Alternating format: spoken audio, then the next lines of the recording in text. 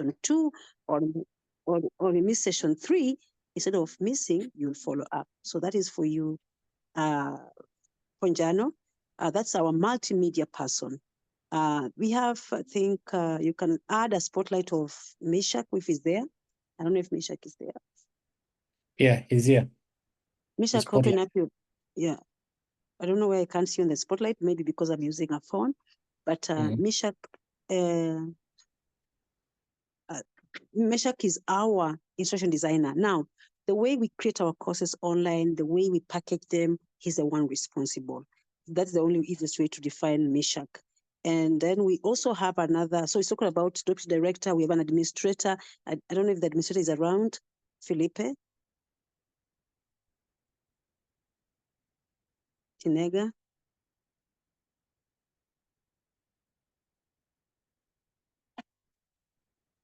So Felipe is our administrator. He operates for all of us and make sure that all logistics of anything that Odell support needs to give to any institution or any school or any department, he does that. So he's our admin. So we have Felipe, we have Dr. Martin Munyao, we have Felipe, we have our instructional designer, and we have our multimedia person. That's the team that ensures that you have a vibrant e-learning platform. We are trying even right now to start with you what we are calling class, some problems on breakaway rooms. I don't know what that means. But what we're simply saying is that we are the ones who are going to make sure that your learning environment is enhanced, it is good, you access online through no difficulties, internet and everything else. We hope you're going to enjoy our environment. I would want to wish to talk to more, but I would like our Deputy Director to be able to take you through this. And then now we'll be coming back for Research and Innovation, Director of Research Innovation. So just to clarify, for those who still are asking, we have said there are 2 breakaway rooms. I don't know if I could speak in French. Kiswahili kwamba kutakuwa na breakaway rooms 2 only. One will be called e-learning. And to make the difference, we shall call the other one Master of Education and Leadership, so that you don't go there because you don't belong there. So the Master of Education and Leadership policy people will go in that particular one. The rest of the university, you'll go to the e-learning platform. I hope that clarifies this. So that now, from there, we'll be able to take you through that. Is that okay? I hope so. So, so that's what we're going to do to help you learn. It's very easy. I was telling today the day students, in DASTA 3 passwords will be very important for you. There'll be one for your email. There'll be one for your, what's happening? Okay. Is it me who is lost? Yeah. Okay, something happened, I don't know. So there'll be one for e-learning, there'll be, or for online learning, whatever the case, there'll be one for your email and there's one for your student portal. So I was saying, you as adult learners, how do you make your password easy to remember? Because you need a password for your student portal, you need a password for your e-learning and online learning, and you need your password for no, in fact, there are 4. So you need a password for your email, you need a password for your online learning, you need a password for your student portal, and you need a password for your library. And probably now, later on, you need another password for the thesis management system. So what I would want to do is I want to encourage you. I want to encourage you to make your passwords to be very close, but very strong, so that you don't forget. You can make your DASTA passwords like a one password, but make it very strong so that but it's at least one that you can always remember. Because you have to remember for your email, you have to remember for your online learning, you have to remember one for your library, you have to remember one for your portal. What if you make them strong, but they be very close to each other, so they don't have to keep forgetting? And anytime you forget a password, just go to forget password, then they will send you in the email. But now you always have to remember your email password, because that's where once you forget, they send you a link in your email. So you should never forget your email password, so that now you are always taken back there.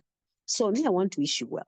And I want to welcome you and know that we care with our online students. Should you want mental health support, we have a mental health e-learning. Should you want to be supported, Tom Makunda is literally always never sleeping to ensure that if you forget those passwords, he's always sending you emails. So we're working with the ICT and everybody so well.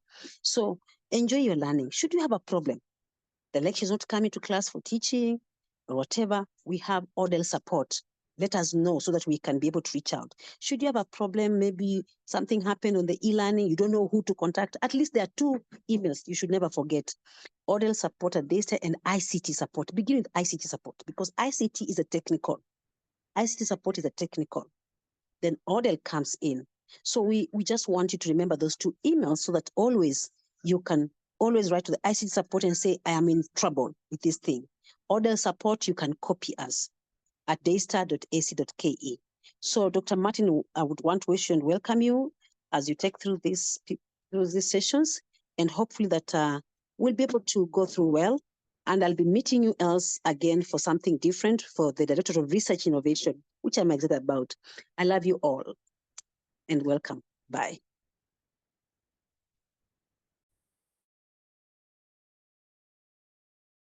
Thank you. Thank you very much, Dr. Caroline Mwaka. So that is the director, ODEL. She'll be coming back for another directorate right after we are done. She has covered much of our preliminary communication. You've now seen the team that you need to get in touch with, just in case that you're stuck at some point. But just so that you may know, we do have some purely online programs, such as Master of Education Leadership and Policy Studies. And we are now, this is the 2nd cohort that is being admitted. The first cohort has just finished coursework and is now in the phase of writing thesis. We have a Master of Science in Research Methods that's upcoming, Master of Public Health, fully online, that is upcoming, and Master of Law that is also upcoming. So, but the first one is already ongoing, and that's why we are saying they have a special learning management system, and that's why we have these breakaway sessions to get those who can go that direction, and everyone else remains in e-learning, and I'll show you how to go about that. So the one that goes to, no, everyone else learns from e-learning is what we also call for blended learning. But DU Online, which is for the Master of Education Leadership Policy Studies, is for fully online programs. So the other fully online programs that you've seen will also be delivered through DU Online when they get a green light from our commission, our regulator at the Commission of University Education, CUE. Okay, so before I get to this now, let me ask 2 more people that are very important, and Dr. Ayuya mentioned about them. One is Thomas Makunda, who is from ICT, but we work hand in hand with him from ICT to support e-learning. And I'm going to ask him to greet us. Okay, good evening. Welcome to Daystar University. I'm Thomas Makunda in the ICT department. We work very closely with the ODEL, and yes, we pray that your experience over here is going to be a smooth one. For those transitioning from maybe undergraduate into masters or masters into PhD and have been here before, I hope your experience has been good online. This bit of online, we actually became quite active. I believe many of you remember what happened during the COVID period, and we had to go online. And we are grateful that as Daystar University, we did not have to delay our students. And so even as a result of that, many of you, especially the master students, said you love the e-learning experience. It is very convenient for you, so welcome. As we talk about the e-learning, we are going to learn more, and we pray that your experience will be the best. So thank you. Thank you. Thank you. Thank you, Tom. Tom is very supportive when it comes to students and e-learning. You'll get to know that very shortly. With Tom also is Eunice Muriuki, also from ICT, but deployed to the Directorate of Odell to support learning. Eunice, can you unmute and say hello? Good morning, everyone. My Good apologies. afternoon. My camera is not. Oh, good afternoon. My apologies. My camera is not functioning well. I take this opportunity to welcome you all to DAYSTAR, and I wish you all the best of luck in your studies. Welcome. Thank you. Thank you, Eunice. Eunice has had a long day, and that's why it seems like morning. Yeah, so karibu sana. Also, Eunice is very supportive on matters e-learning, supporting students and faculty.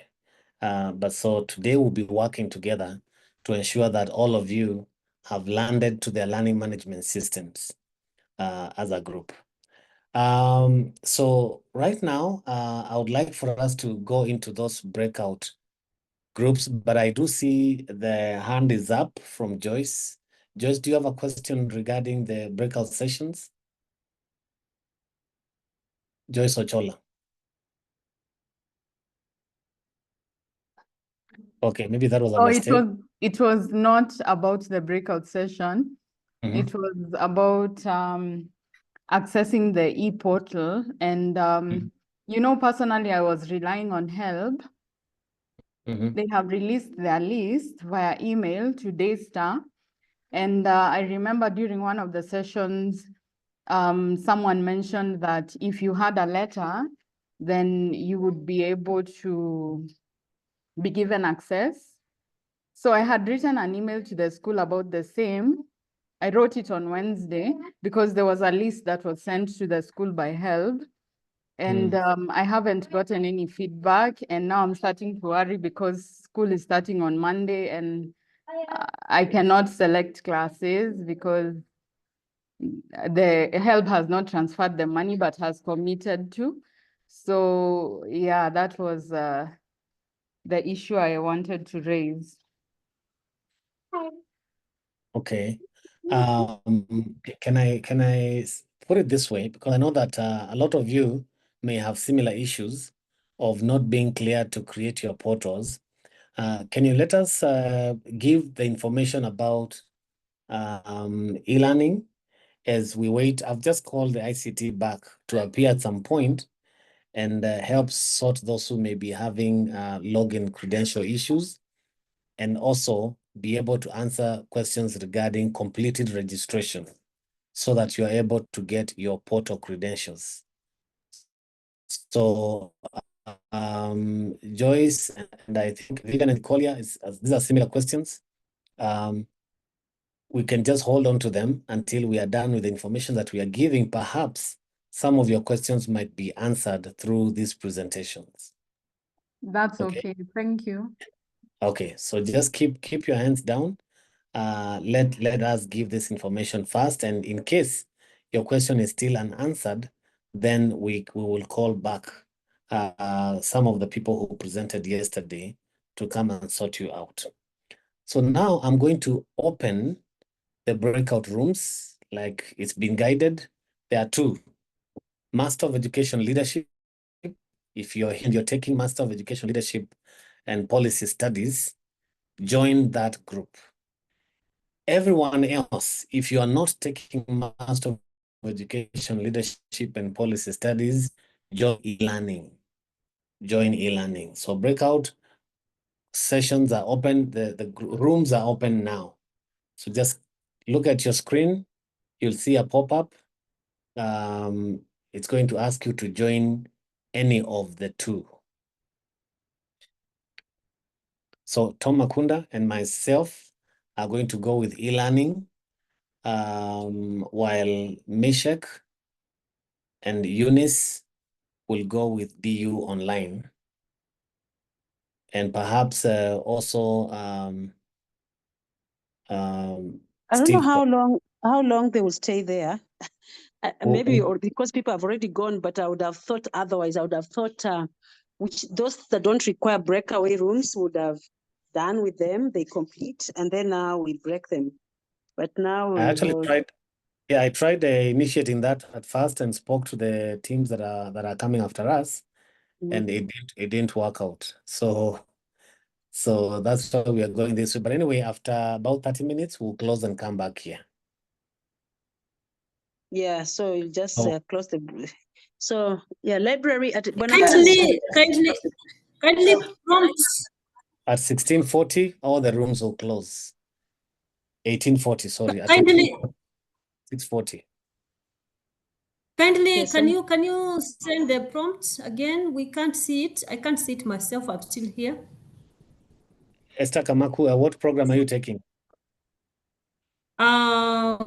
Masters in Counseling, Psychology. Okay, I'll send you there. I can't also see the pop-up.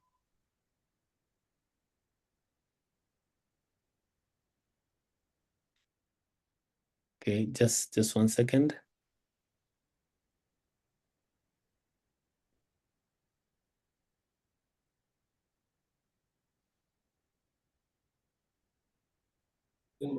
Kindly, I can't see the section I'm in.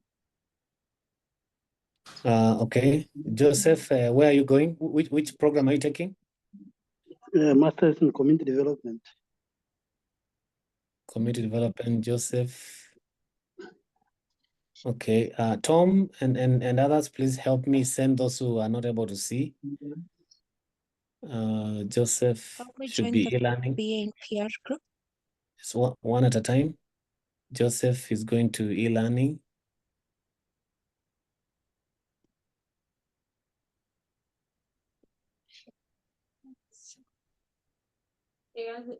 Yes, James Kirimi. James, what program are you taking? James? Okay, James is not talking. Susan? Susan, what program are you taking? Now, when you put your hand up, you talk. Okay? Meg? Masters in Communication Studies. Meg, just let me get your name. Oh, you said which program? Masters in Communication Media Studies. Okay, going to e-learning. Susan is Masters in Education. Susan is Masters in Education. Okay. Susan. Right, I'm sending you there. Thank you. Judith? Masters in Education. Okay.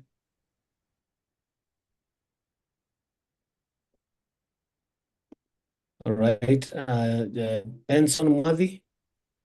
MBA Project Management.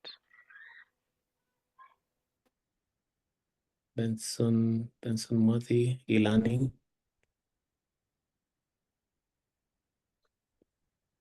James Kirimi? Daniel Monga? I'm taking MA in Diplomacy, Development, and International Security. So that's e-learning. Daniel?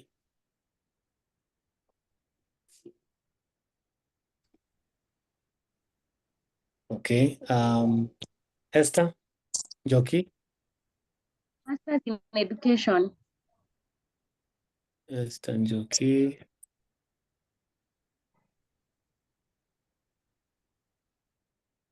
I think you've been taken there or you've gone. Okay. Hello? David Oyuga. David Oyuga. Look, Master of Education. Education, can you hear me? Yes, I'm taking you there. Okay. Right, James Keremi. Master of Clinical Psychology. Clinical Psychology, James Keremi.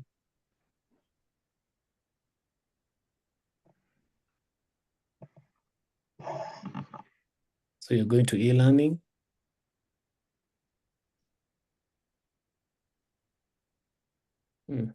Okay.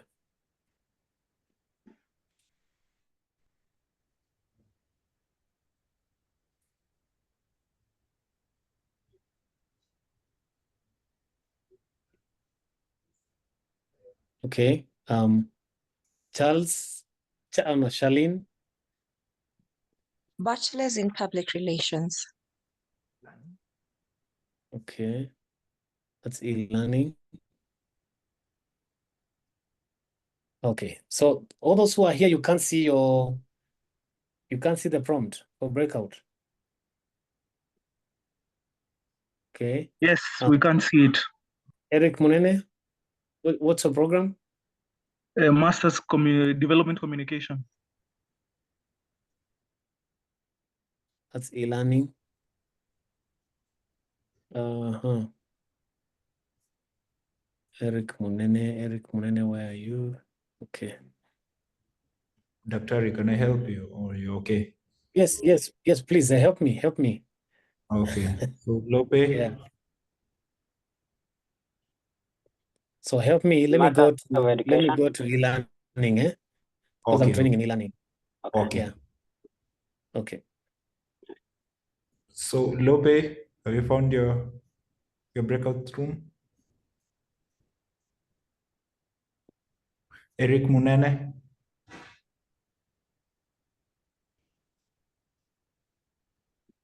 Are they around? James Keremi.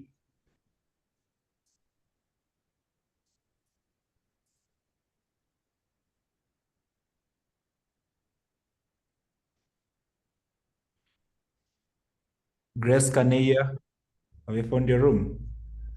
No, not yet. Uh, I'm doing the Diplomacy, Development, and International Security, MA.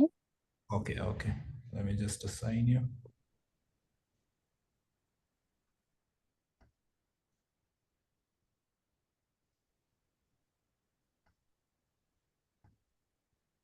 Recording in progress. Jennifer Mulwa.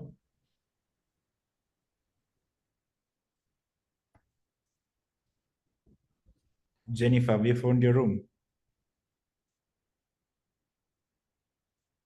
Yusuf Mukhtar. Master of Education, Leadership and Policy Studies. Okay, assigned. Susan Chege.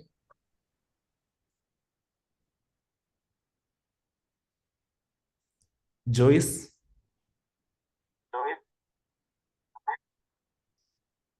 Joyce. Taking Masters in Nursing Education. Okay, assigned. Faith Kenya.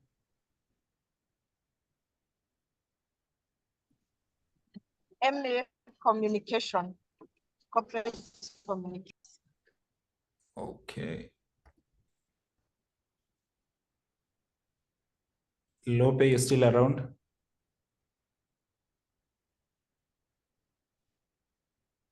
Douglas? Yes. Oh, what are you taking?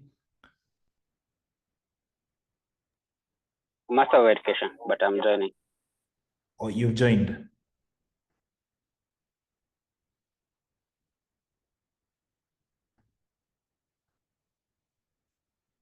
Grace Maingi?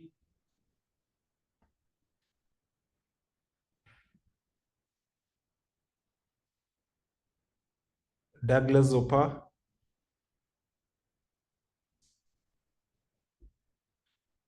Okay, anyone else that doesn't find their room here currently?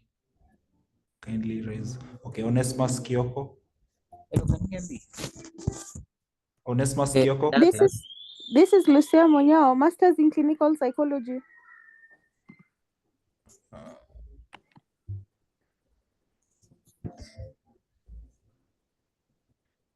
Onesimus Kioko. Masters in Clinical Psychology. Oh, okay. Sophia Chiang. Sophia Chiang.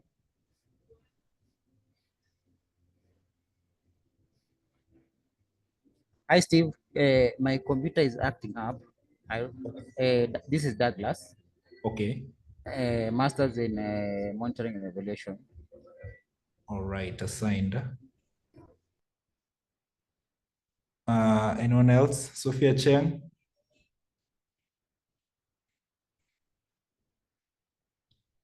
Rita M.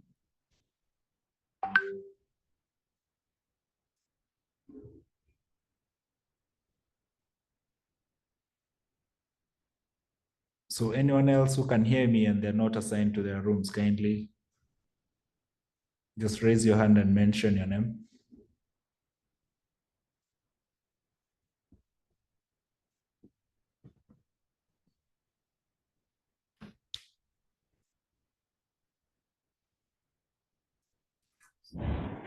Yes, Grace Maingi.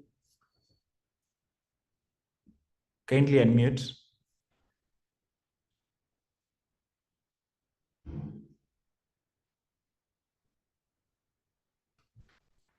Grace Maingi, kindly unmute. Hi, Hi. I am Grace Maingi. Sorry, I was not in a position to talk earlier. Okay. Yes, I would want to. Sorry, I was finding my way around. Which course are you taking? Masters in Corporate Communication. Okay, assigned. Thank you.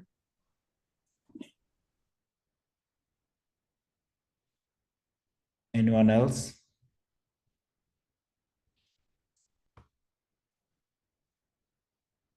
Collins Kihara.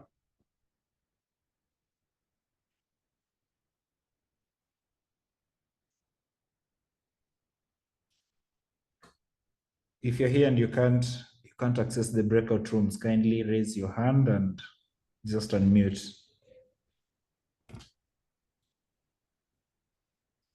Sophia Cheng here, Master of Arts in Communication.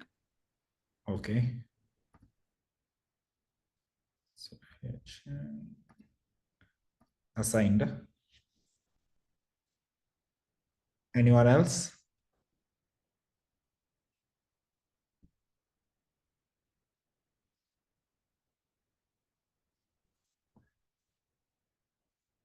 David, yes, unmute. David here, BNPR. Pardon? David here, BA in PR. Okay, okay, assigned.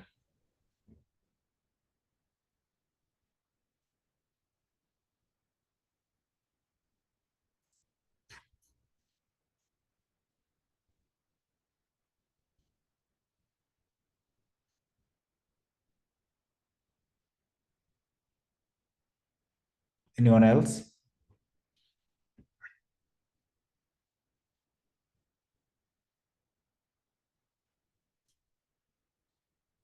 If you can't access your breakout room, kindly raise your hand or just unmute and mention the course you're taking.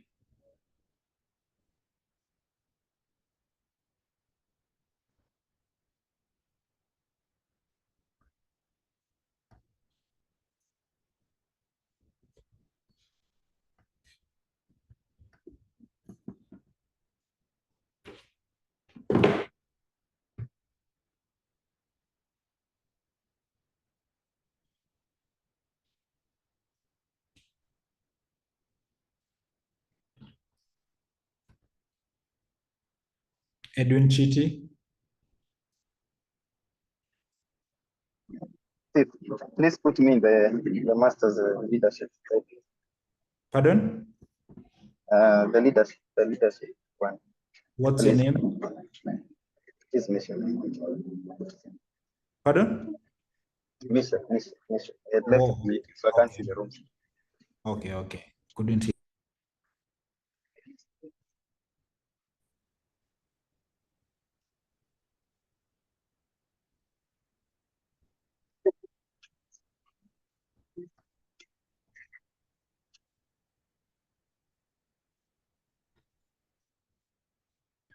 Anyone else who can't access the breakout room?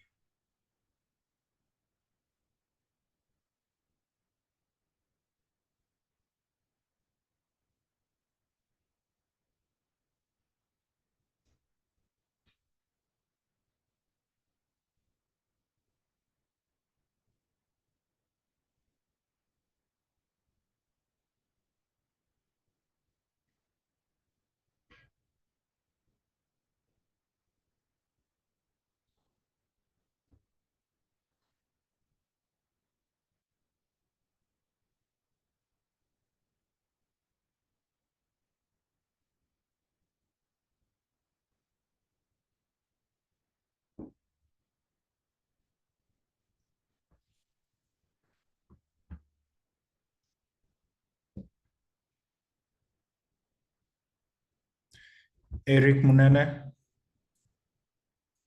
kindly unmute. Yes, I've been logged out. Masters Development Communication. Okay.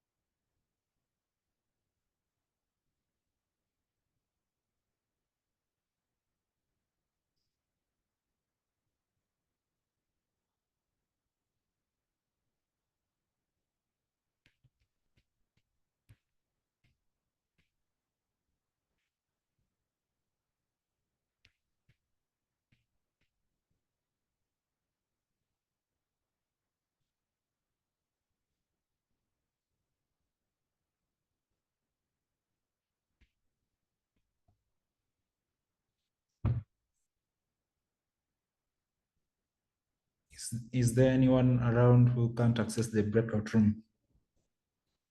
Kindly raise your hand and unmute your mic.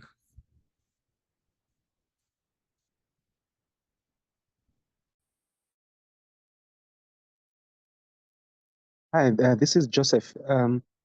Apologies, I joined a bit late because I was a bit unaware.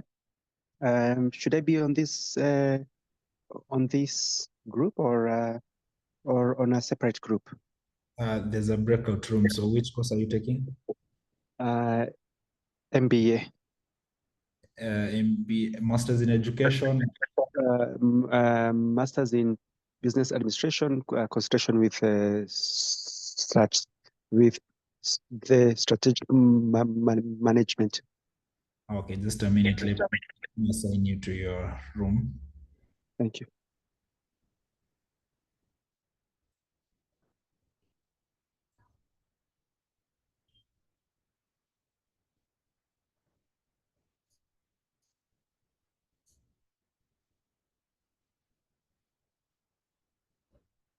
Anyone else who can't access the breakout rooms?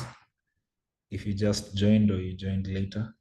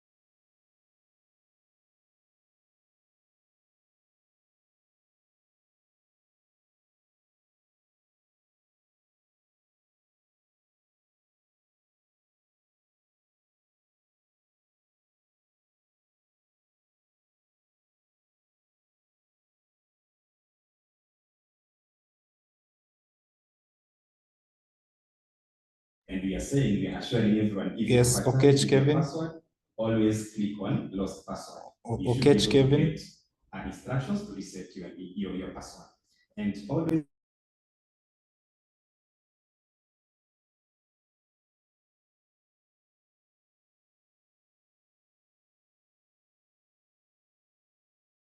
reset link to your Gmail or any other email. So please always ensure to navigate. Yes, Bridget, Candy, we are in the So I've breakout said, rooms. once you are in, this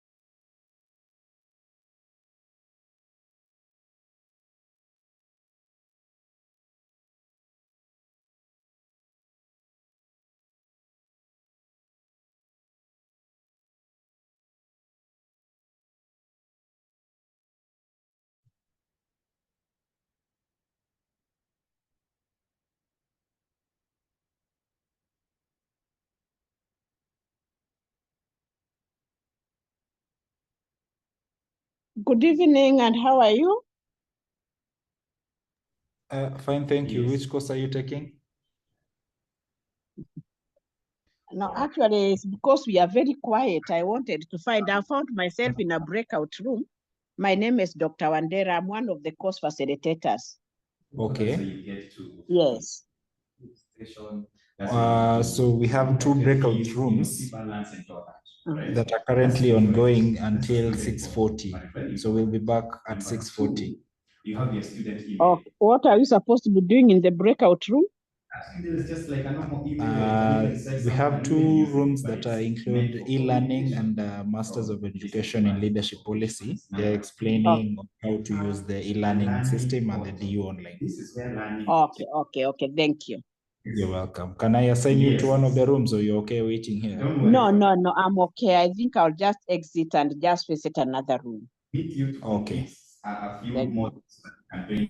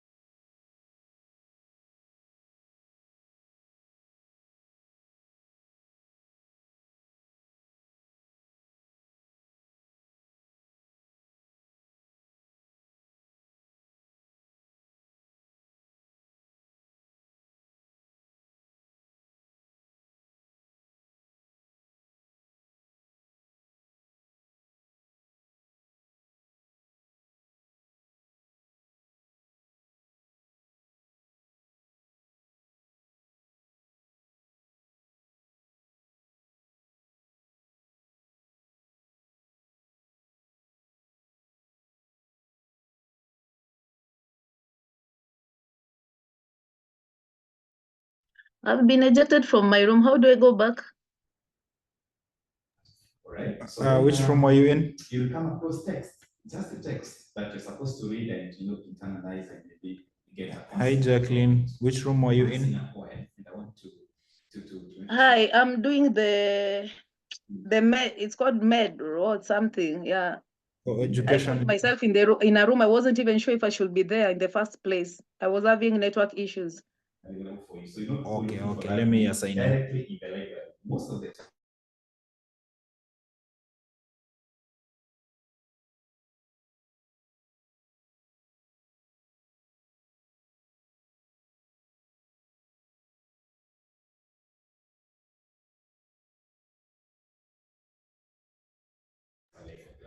Jacqueline, I can see already assigned.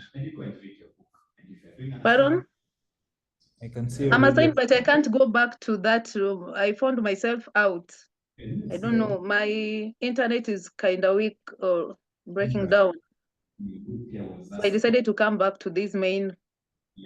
Okay, I'm trying to look for your name, but it's not appearing. Just a minute. Okay.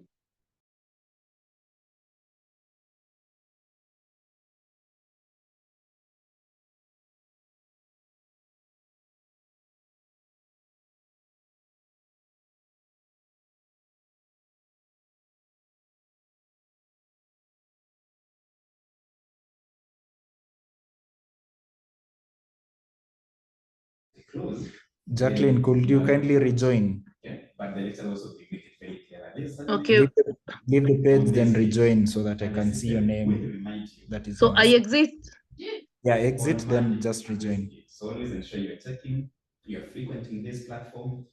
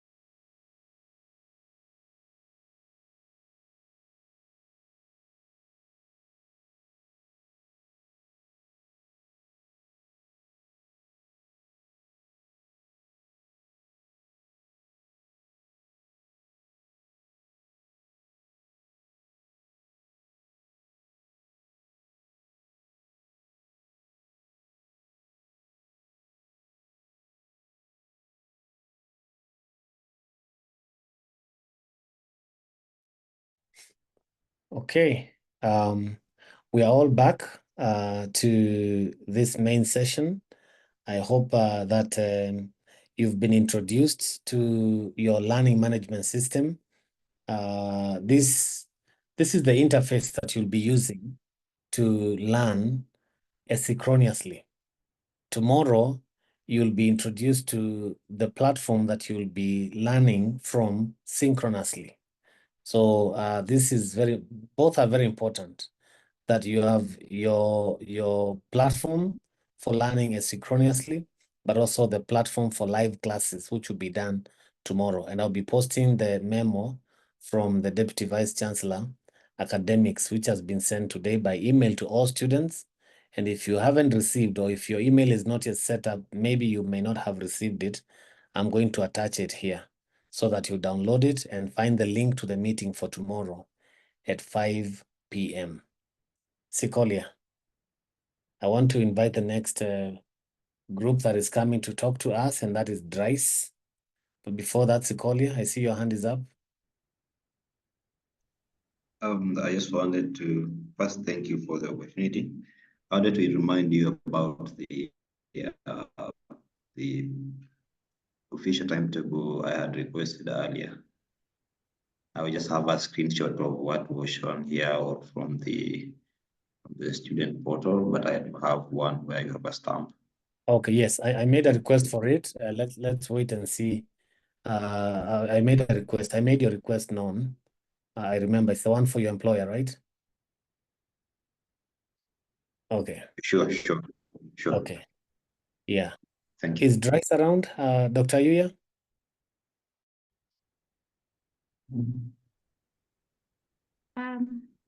Hi, Pamela? yeah, Okay. Martin, I'm here. All right.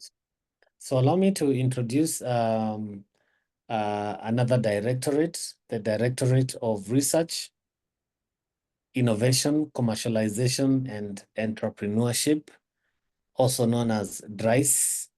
And with us this evening is Dr. Pamela Juma, the Deputy Director of DRICE. You've met the director before, Dr. Caroline Yuya, and I'm going to invite Dr. Pamela to come on and take the stage. Karibu. Okay, thank you all and welcome. We welcome our new students to, sorry, I'm just trying to share. Okay. I'm just trying to share my screen. Pegiaje.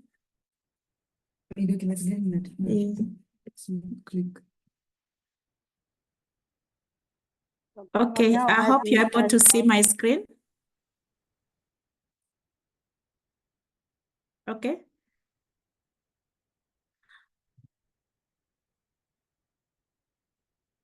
Okay, so hi everyone. I think I've talked to the students doing masters in nursing before. So my name is Dr. Pamela Juma. I work at the Directorate of Research, Innovation, Commercialization, and Entrepreneurship. We call it, in short, DRICE.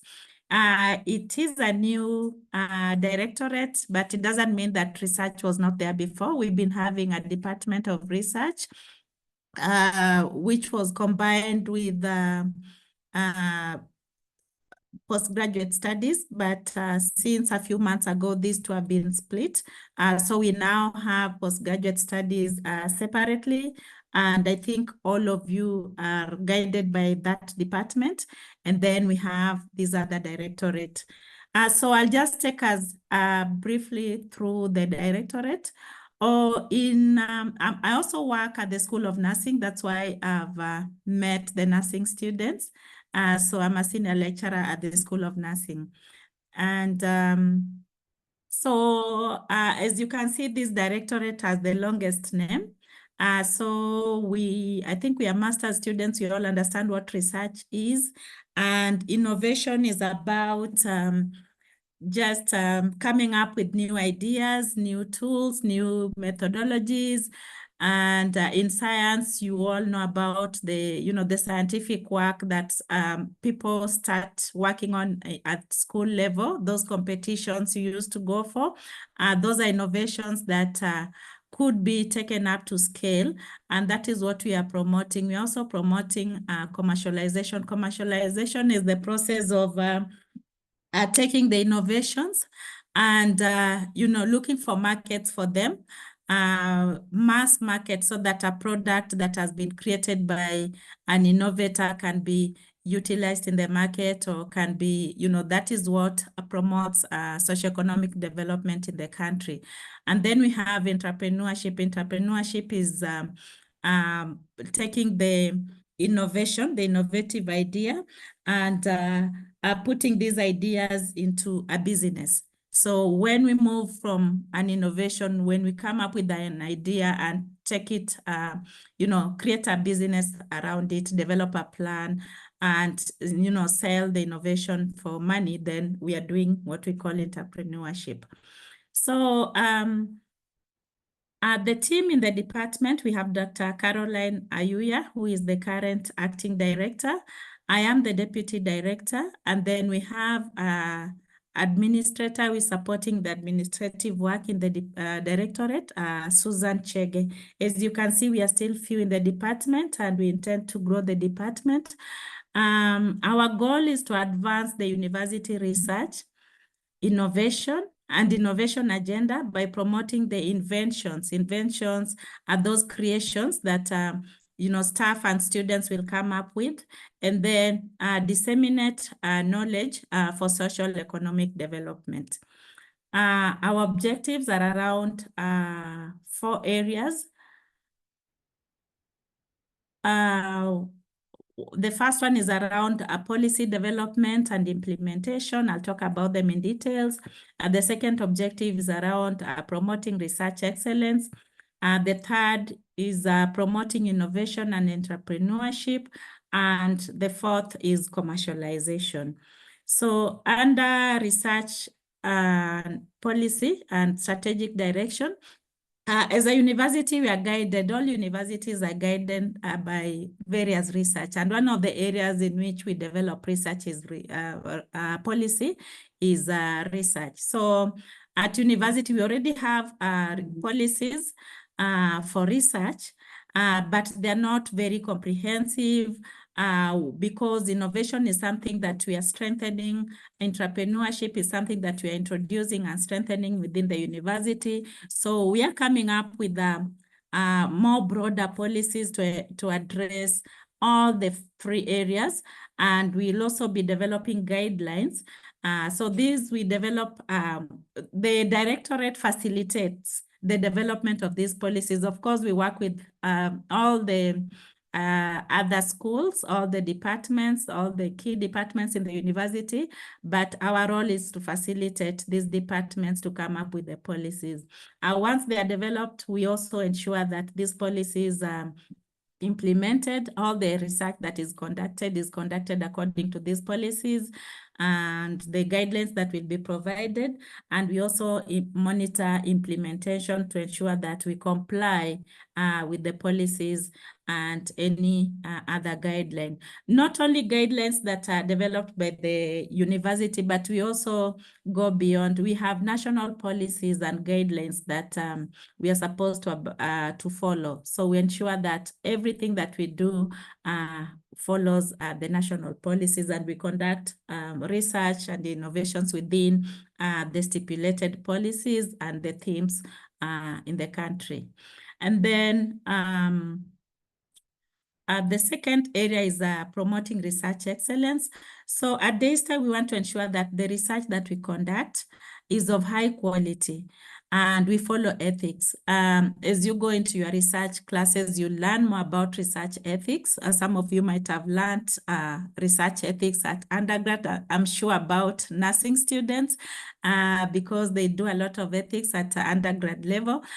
So we want to ensure that every research project that we implement follows these ethical values, and we follow the right methodologies. We also support fundraising for research at the department. You had the VC mentioned yesterday that some money has been set aside for innovations. And we also have money set aside for faculty to apply and do some research projects. And then we also, we call this intramural funding, but we also look for proposals. We look for external funding opportunities. We support staff to develop proposals, and then we support them through the implementation of the funding for the proposals that succeed. We also support strengthening of infrastructure for research. The department is at the main campus, at the Nairobi campus at the moment. The directorate is at the Nairobi campus, but we are going to extend our infrastructure to the other campus, to the main campus. In future, we'll have a research office at the main campus. We're also going to have an innovation center. Yeah, I'll talk about innovation later, but just to mention that it's part of the infrastructure that we're talking about. We want to strengthen equipment. We want to strengthen laboratories in future. That will not only support student work, but also support conduct of research.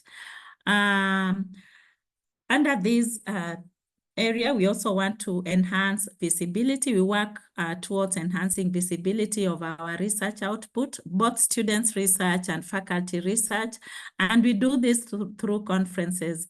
So different schools have annual conferences.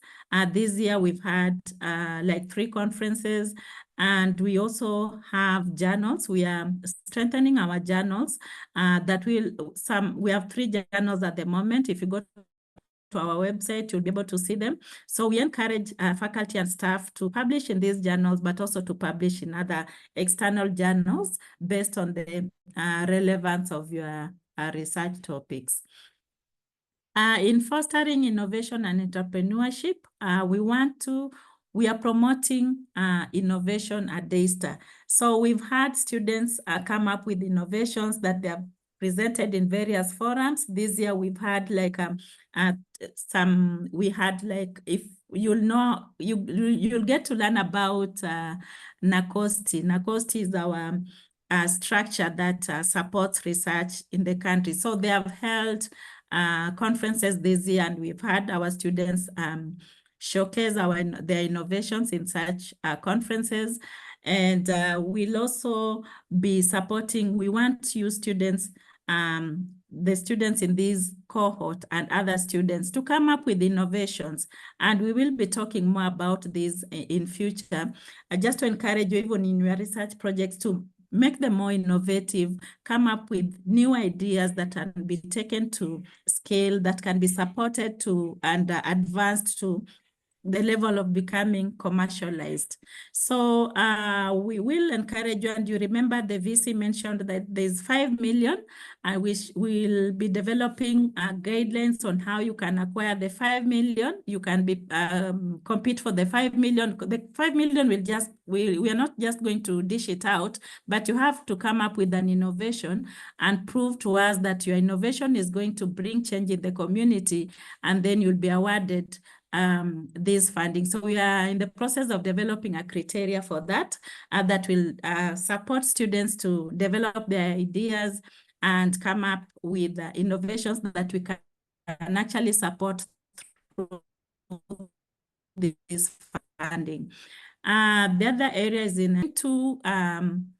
first of all, very soon we'll have, I think for maybe this cohort might not have it, but we are in the process of developing entrepreneurship programs, and maybe have a core curriculum in entrepreneurship in partnership with other universities.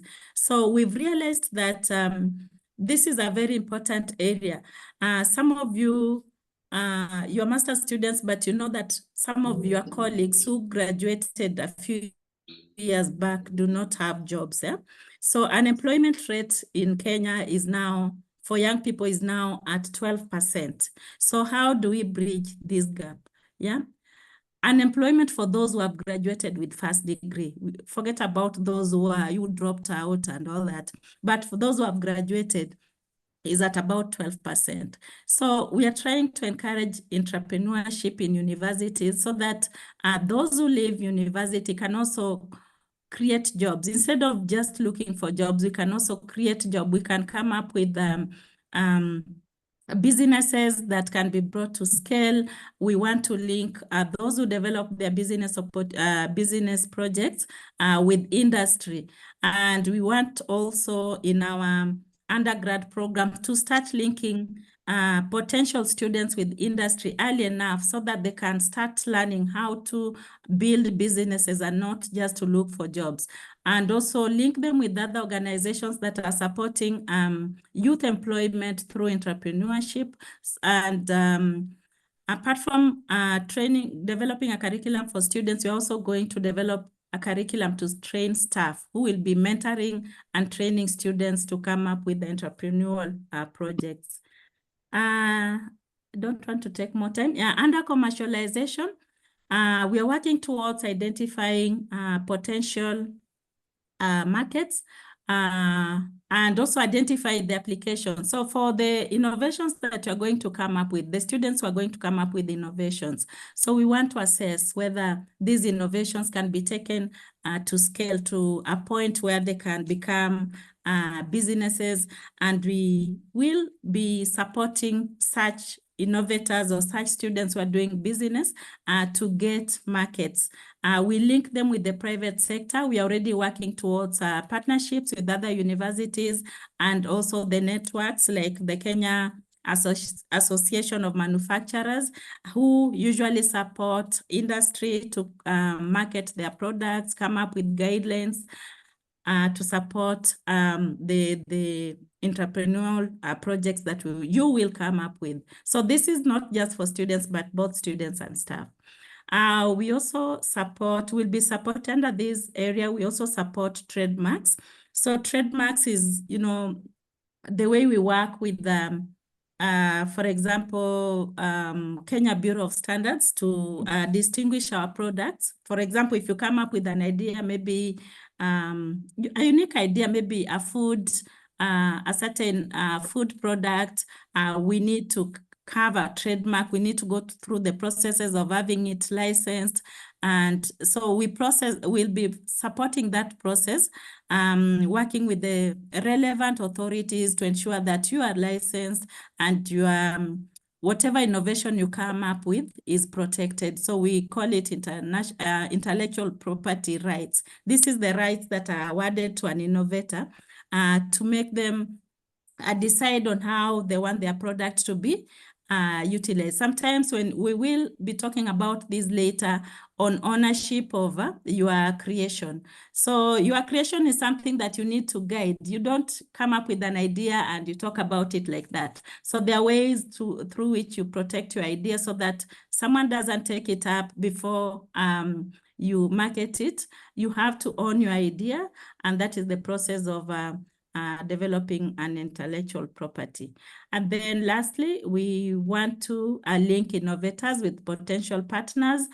For example, industry, I've mentioned CAM, but there are other partners. For example, if you're working on an innovation around maybe communication, maybe IT, maybe an app. So we might want to link you up. We identify the relevant partners, and we're working towards coming up with a list of partners that we can link students with, maybe Safaricom or any other partner. So that is the linkage that we're talking about. And finally, the department works towards maintaining a network of partners, keeping connections with various partners and community outreaches. So under this, we manage partnerships for research, because nowadays research that is conducted at university level, most of the funding is collaborative funding. It's very difficult nowadays to get funding as a university, as a standalone institution. There is a lot of encouragement of collaborations with external partners, northern universities, universities in the developed countries, and also partnering even within Kenya, partnering with other universities in African region. So we work towards managing these collaborations, identifying these networks, and developing MOUs, not just at the department level, but broadly at the university level. So there are other departments that we work with, like the legal department, the planning department, resource mobilization department, to ensure that we have the right MOUs and we maintain communication with these networks. Under community engagement, the research that we conduct in universities should be research that brings some change in the community. So we want to, in the communities that we work with, we want to strengthen our engagement with the communities around Daystars and even the communities outside Nairobi. So long as we are doing research in a certain community, we have to engage them strongly. We have to share our research findings with them, and any other product that we generate from the community should be of benefit to the community. So that is our email address, dries@daystar.ac.ke. And as I said earlier, we are located at the Nairobi campus, just next to the postgraduate, the Directorate of Postgraduate Studies that you'll be visiting so often. So when you want to contact us, just look for us there. And Susan, our admin assistant, is always in the office to receive you anytime you need more information. Thank you.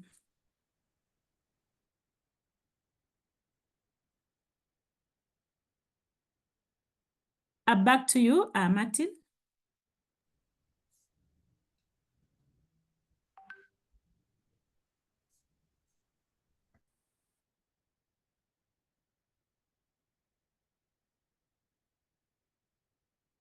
Martin, are you there? Just like to add in a very dark place. Yes, here. Yes. All right. So sorry, I am in the dark, so don't spotlight me because I'm in the road. So what we are saying is that for postgraduate students, we have the money. Do you have an innovation? We are the people. Do you want to accelerate innovation under Daystar collaboration with you? Yes, we have the money. Do you have a research that you think it is a research that will get us into monetizing your research that will lead to innovation and or entrepreneurship? Yes, we do have the money. In other words, we are saying that we are even already, the VC announced 5 million award to innovations this year. So if you are that student who has an innovation, a product that you like to be commercialized, or you have something that is going to bring a solution to the community, be it in mental health, be it in community development, in nursing, be it in computer science, application agriculture, whatever, but it's called an innovation. It's a new thinking, it's a new to help you accelerate. Bring it to us. We don't want to do personal businesses. We're not going to get into your business and accelerate your business. But we are looking for innovation and research that is going to bring in money to you and to us. I'm giving a personal number very purposefully on matters innovation and research.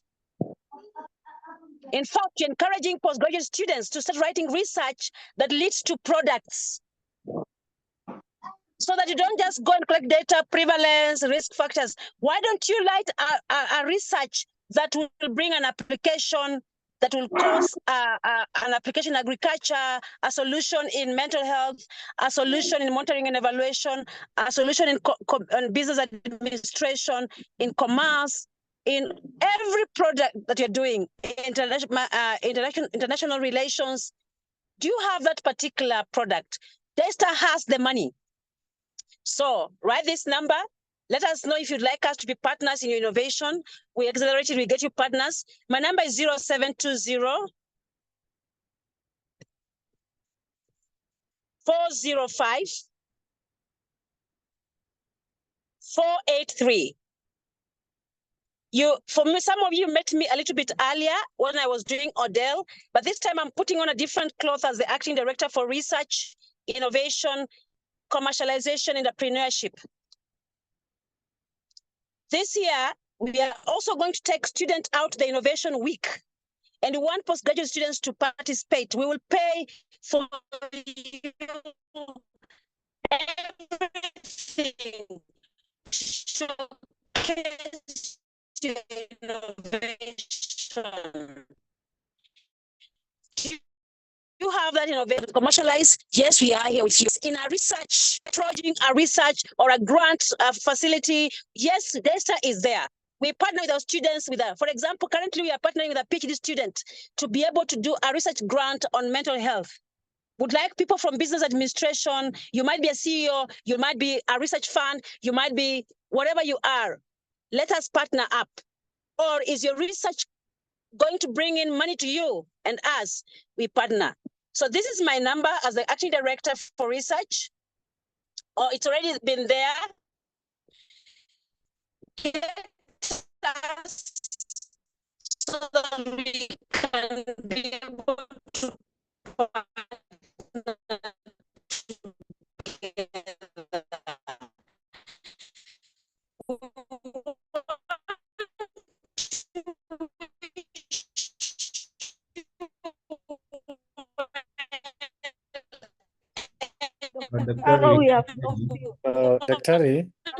Daktari, you're breaking, Daktari. We can't hear you, Daktari.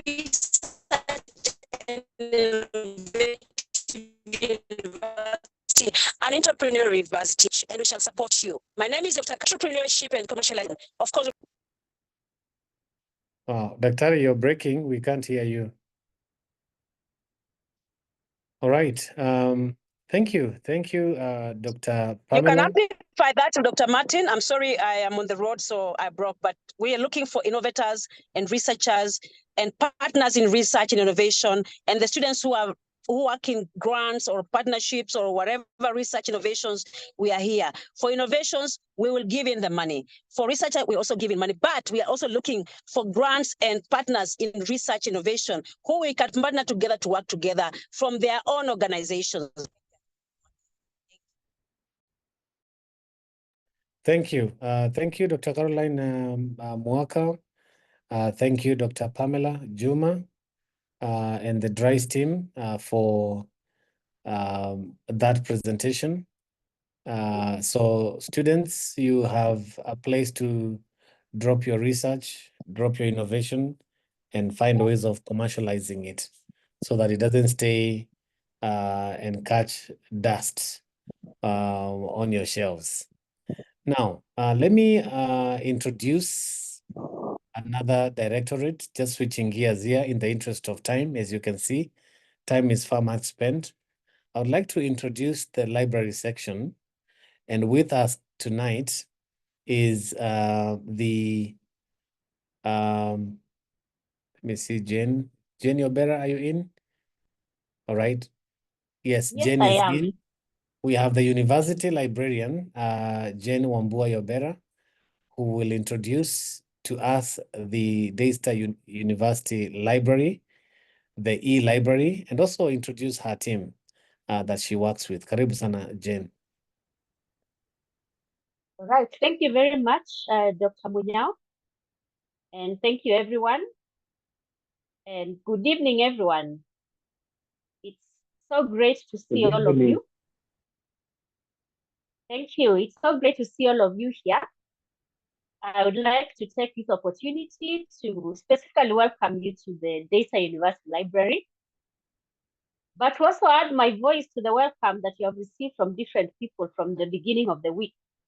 Welcoming you to Daystar University Library, to Daystar University.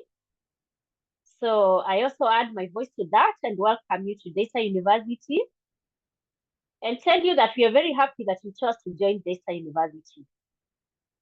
So regarding the library, I would like to let you know that the library, as a student of the university, the library is going to be very instrumental to you instrumental to you in your academic journey from the beginning, from now to the end, and even after you so wish.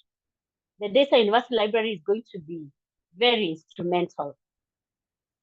And I would like to assure you that the University Library is ready to support you and has all that it takes to give you the support you need in your academic journey. And you're going to get this support in several ways. Some of the ways are going to be that you're going to get information resources, digital, physical, relevant information resources for your studies, whichever program you've come to take to undertake in DESTA. You're going to get information resources, relevant ones, current ones, to support you in that journey. You're also going to find supportive staff, library staff, a good team ready to support you, able and ready to support you physically, to support you virtually. And you're also going to get environment for doing your studies, you're doing your research, physical spaces, very conducive spaces to give you a good environment for you to do your research, for you to write your papers, for you to do your assignments. And we're also going to give you trainings from time to time. Trainings not just, of course, about the use of the library, about what we have in the library and how you can benefit from it, but also other ways of enriching your different aspects in your academic journey. We'll give you trainings to enhance your writing, to enhance your research, and in many other ways, your publishing. So we're going to support you in these ways and other ways through the library. So feel very much welcome. Now, the library, we have two physical libraries. We have a library at the main campus in Athi River, and we have a library at the Nairobi campus. These physical libraries are well equipped in terms of books and other information resources, and also well equipped in terms of spaces, conducive spaces for you to sit and study, conducive furniture. And at the main campus library, we even have coffee. We have a coffee dispenser in the library with different types of drinks, which you can just get a drink without having to leave the library. And soon it's also coming to the Nairobi campus. We are going to have that at the Nairobi campus library. Then we have a digital library, a very rich digital library with digital books, digital journals, case studies, and other relevant digital resources that are going to be of great support to you while you are studying virtually. So we have support for you both virtually and physically, in terms of the resources, in terms of the staff, in terms of the spaces. So you are very much welcome to really make use of the resources that we have. And what you're going to do this evening is to introduce you to what we have, to introduce you to just give you an overview, an introduction of what we have and how you can access it. One very key thing you will realize is that our digital library is accessible to you from wherever you are. You do not have to be in the university physically to access our digital library. You will benefit from it from wherever you are, and we are going to tell you how you're going to do it. And you can reach us virtually through email, through other ways that we're going to tell you. I'll take this opportunity to introduce part of the library team who are here this evening. We have sijui nilete haraka.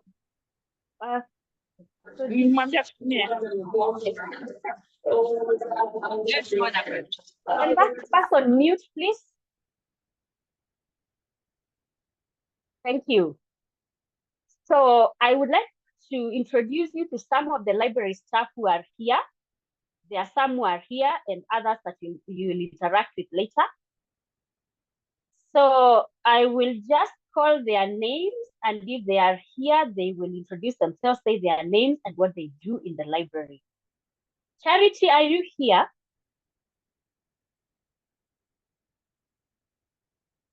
All right.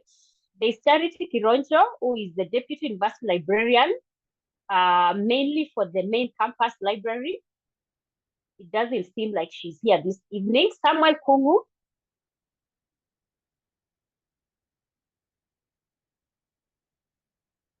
Samuel Kungu is Deputy University Librarian for the Nairobi Campus Library. He should be joining. He will be handling a session just now. Ephraim Ubaga. Good evening. Good evening. Yeah, my name is Ephraim Ubaga. I'm in charge of the School of Law Library, but I work mostly in Nairobi Campus Library. And what I do mostly, I support postgraduate students, matters, research, and especially when it comes to doing the plagiarism checks for their theses and their research documents. So we'll be engaging more as you come to the library, Nairobi campus, and we'll interact further when you start writing your thesis. So karibu sana Daystar, you've made the right decision. And I pray that you have a wonderful session with us throughout your studies, and God bless you. Thank you. Thank you, Grace. Good evening. My name is Grace Carey. I am in charge of technical services and systems. We will be interacting a lot on the library email. If you have any challenges with your account, please reach out and we'll be able to support you. Karibuni Daystar. Thank you, Grace. All right. You will interact with others as we go along. So I would like to take this opportunity to ask Ephraim to come in and do an overview of the online public access catalog, which is the first stop when you want to know what kind of resources that we have in the library. The online public access catalog is the first stop. She'll also introduce you to how you can log into our online library. And then Samuel will give us an overview of the online library and also an overview of what we call the institutional repository, which is a digital library of the research work done by Daystar faculty, Daystar staff, Daystar students. That is, this and citations done, research publications by the faculty and staff of the university, and also past exam papers for exams that have been done in Daystar. So we'll have an overview of the institutional repository, which we call IR in short. And then after that, we'll have Q&A, but you can also be putting your questions on the chat and we'll be answering as we go on. So welcome, Ephraim. Thank you so much, Jen. I hope I'm audible enough. So you'll allow me to share my screen so that I can give you an overview of what you have within the library. But as the university librarian has put it, we have a very rich collection that is both in print and electronic format, which you can have access to regardless of whether you're within campus or you're outside campus. And what you need to know is that the physical library is accessible to you much as you are an online student. You could still come to the library and be able to access our resources. So I'm just trying to share my screen. I hope it's visible on your end. You're able to see it from your side? Yes. Are you able to see my screen from your end? Yes, we can see. Yes. Okay. Yes. Thank you. So like the university librarian has indicated, we have two kinds of resources in our library. We have the print resources and then we have the electronic resources. And like I said at the beginning, the fact that you are online student does not mean that you can't get physical books from the library. You also have access to our physical resources. And in the interest of time, today we may not be able to go in depth in terms of how to access our resources. We are here basically to give you an overview so you can have a general picture of what the library has to offer you as a student in Daystar. But as the semester progresses, I know we will meet again in your classes. We normally have sessions in the classes where we come to probably train you further on what we have and how you can make use of it as a student. So today we'll just do an overview, and if there are any queries, feel free to post them either on the chat or you can hold on to them until when you get to the Q&A session, then you can have an engagement on that. So let's start with the library, the print library. So we go to library.daystar.ac.ke. So this is a very important page for you because this is the page where when you go to, you have access to all the resources that you have within our library, or it gives you access to what is accessible to you within the library. So once you get to this page is called the library OPAC, or the Online Public Access Catalog. Online in the sense that you can access it as long as you have the internet. Public in the sense that anyone, anywhere in the world has access to it. Then of course the catalog in the sense that it has resources, or it has a list of the resources that are available within our library. So the OPAC will mostly be useful to you when it comes to searching for the print resources, although as Daystar, we have tried as much as possible to also try and integrate our e-resources into our library catalog. So that means when you're searching, sometimes you'll get print resources, but you'll still also get a few e-resources within our collection. Now, on this page is where you can be able to access even the other resources we have within the library. For example, when you go to the repository, you're able to access what the UL talked about. That was the intellectual output from the Daystar community. And you're also, you're able to also access the past exam papers and the thesis probably from the previous.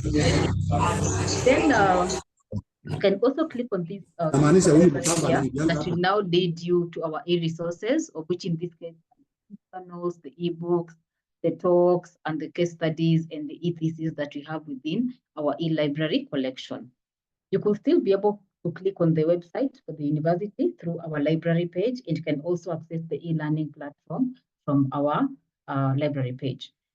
So when it comes to searching for books within the library, if you want to get a book out of any library collection, there are three things that you can use to search for that book.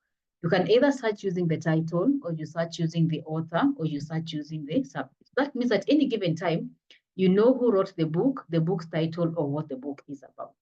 So our system, or the OPAC, allows you to conduct two kinds of searches. You can do a basic search, or you can do an advanced search. So what you're seeing as this search in here is what you're referring to as a basic search. In the basic search, you only know one aspect of the book. So either not the title of the book or the author of the search.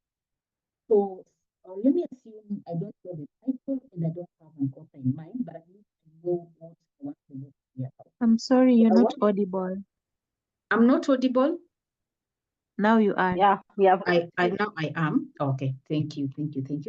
So assuming I want to look for a book, I'm not sure what the book author is or the title is, but at least I know the subject of the book. So I'll come to my basic search and say I know the subject of the book, and then put the subject matter here. For example, I want to look for something on communication, say communication ethics. So once I've done that and then I search, you realize that our OPAC system is networked. So that means when you search for books through this system, you can see what we have within our two libraries, both Nairobi Campus Library and Athi River Campus Library. And you are eligible to borrow books from either libraries. So don't be limited that because you are a student within Nairobi Campus, you only need to borrow a book in Nairobi Campus Library. No. If you see a good book and it is in Athi River Campus, please feel free to let us know for us to organize for you to get the book delivered in Nairobi, and then you can borrow from Nairobi Campus Library. So back to our search results, you can see we have 21 results. So these 21 results indicates that we have 21 titles on communication ethics within our libraries. And once the search results are displayed, you can see where the item is located, Like now, this one is available in Athi River, and you can see the copies that are available. But most importantly is this call number, which is the number that directs you to the shelf where the book is found within the library's collection. And like I told you, we have also integrated electronic books in our collection. So if you see a book that tells you it is an online resource, so this means it's an ebook. So when you click on that link, then you'll be able to get access to that particular book. But you see a book that tells you where the book is located, and then the copies available indicated in brackets, and then the call number, then that means that is a print book that you need to come to the library physically and pick. So we also have filters here that you can use to filter. For instance, you want to filter to only books that have copies that are available that you can borrow, or you want to filter to only see books by a particular author, or you want to filter to the campus you're in, say you only want to see books available in Nairobi campus, or you can filter to see only electronic books or the other books that you have in the library, or even the textbook loan books. Now, what DAYSTAR has is that there's a unique program, which is referred to as the textbook loan collection, where we give you core text for a whole semester. So you find sometimes, especially for the undergraduate students, when the semester begins, they're given course outlines. And these course outlines normally indicate what are the core texts that they need to have for that particular unit. So these core texts, we've tried as much as possible to make them available in the textbook loan collection, where the students are able to borrow. So this is how the search results will show. And anything that has an online access link, it shows it's an e-resource. Any that has a campus indicated, it means it's a print resource, which means you have to come to the library and borrow that particular book. So that is basically how the basic search function works. Then you have the advanced search function. The advanced search function now allows you to be able to conduct your search by combining more than one aspect of a book. So that means when you're searching, you can combine an author and another author. You can combine a subject and an author.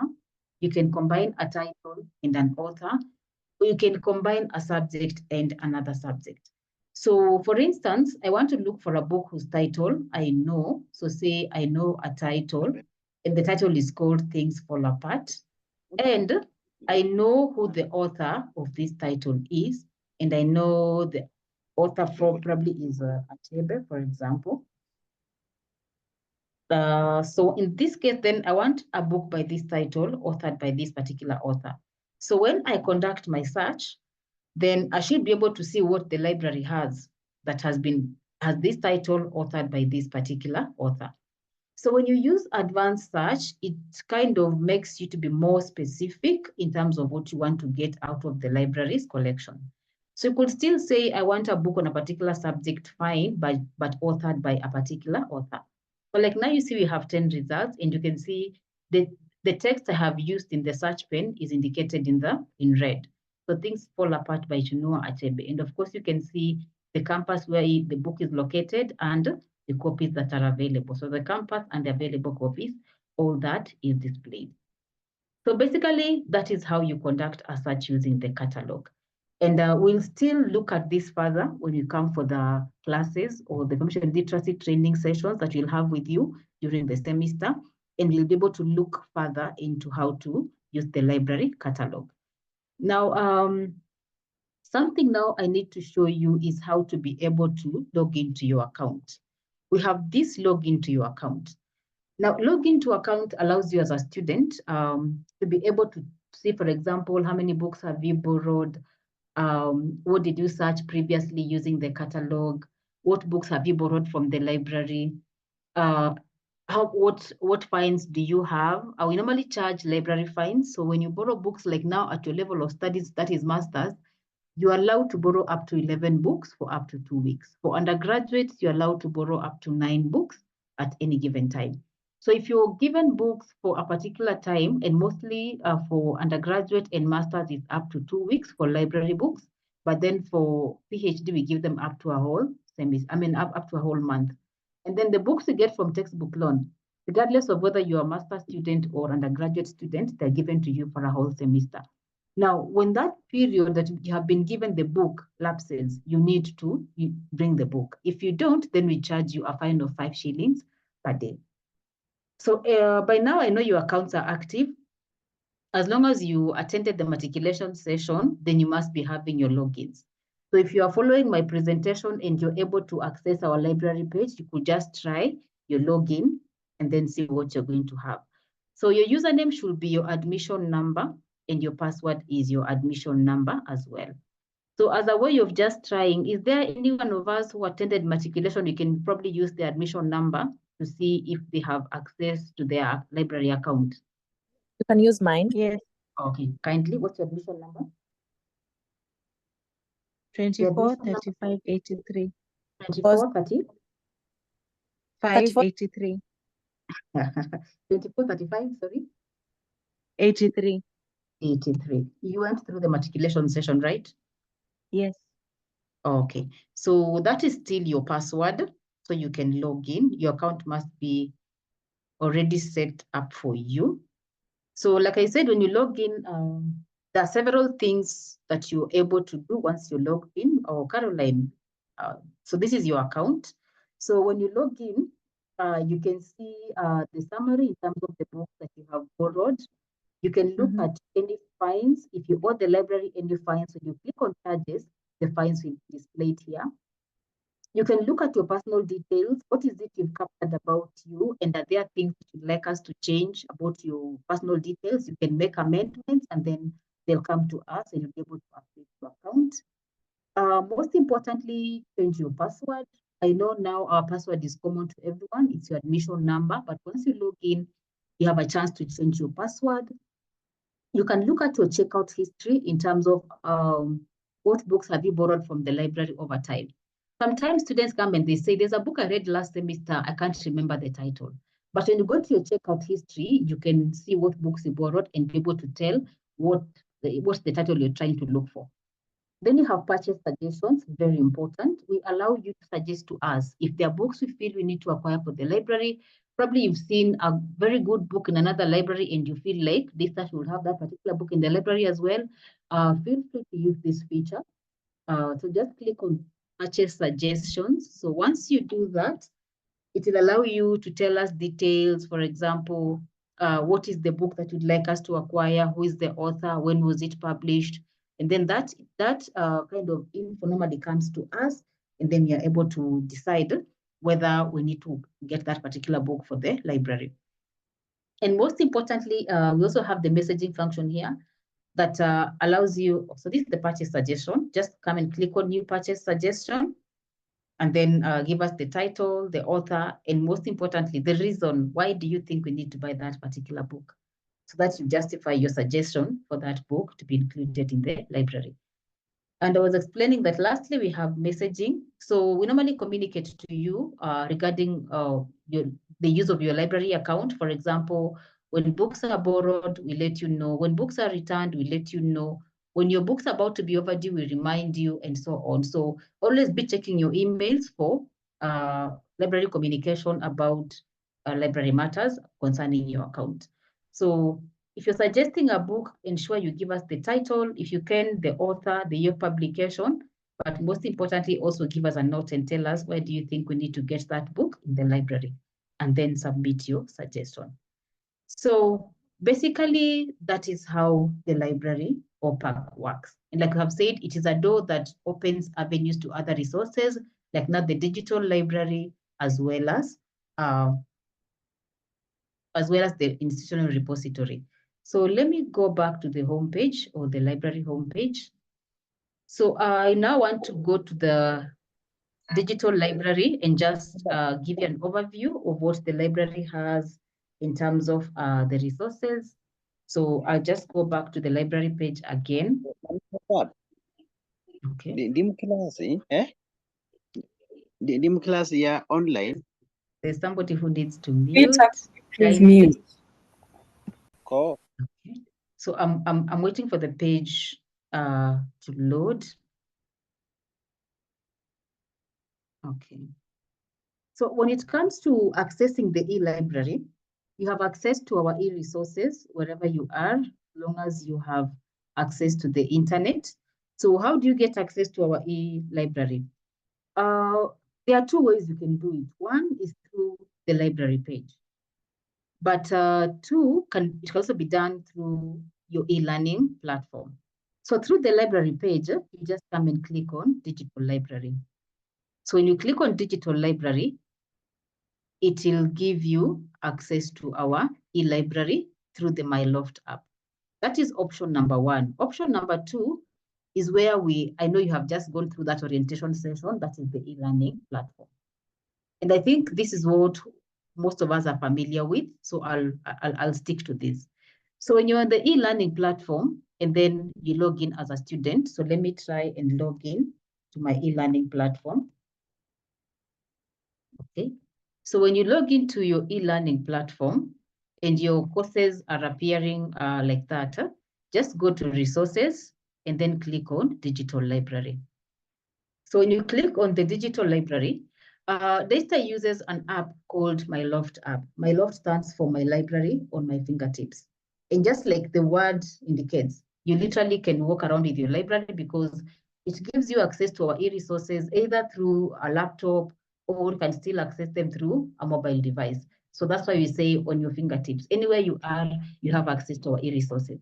Now, I know by now we all have our Daystar emails and we have access to them. We can log into them. When you click on that link for library, it sends you to MyLoft app. So what you need to do, let me remove that first. It will appear like this, welcome to MyLoft. Then it will ask you to select your institution. So I'll just come and type Daystar.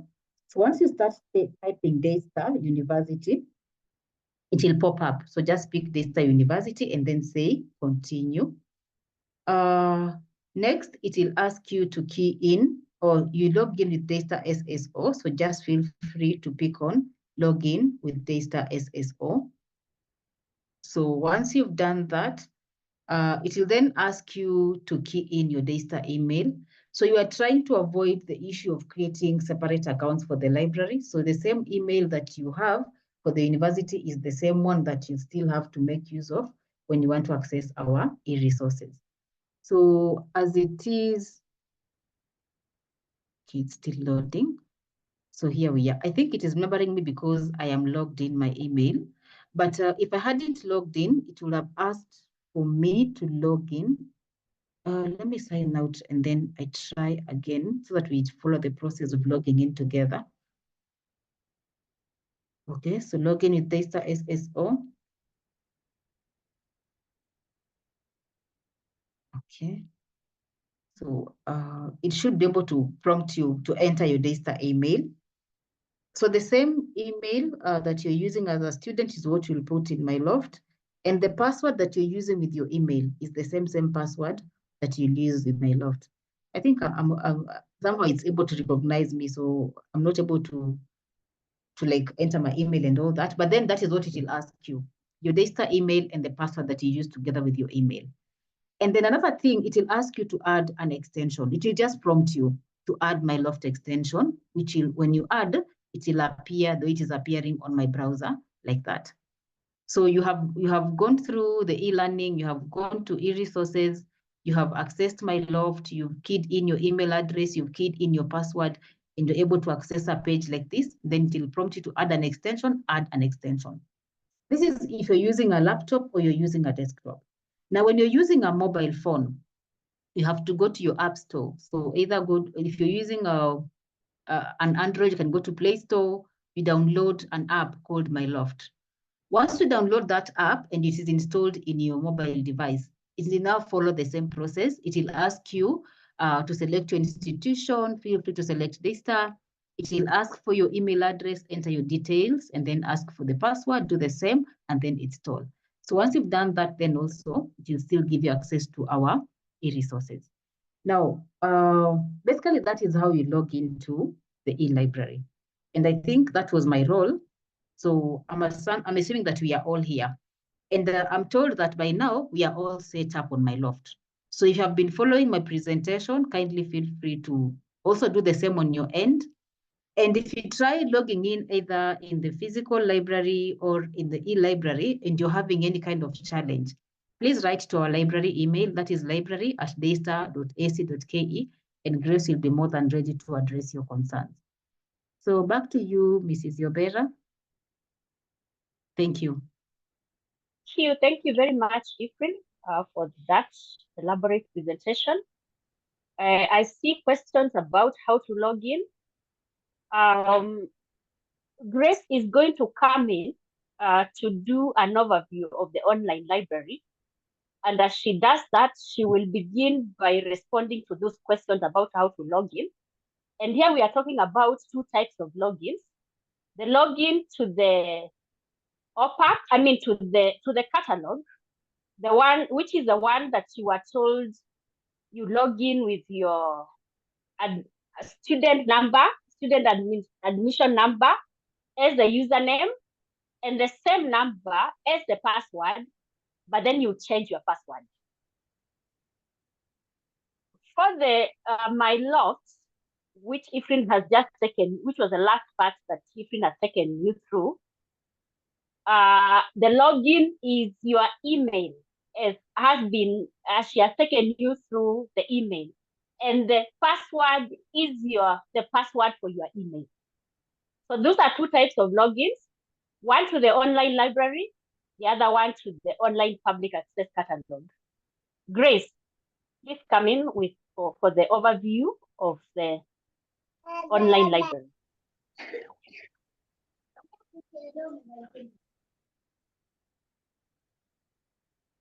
Kindly allow me to share the screen.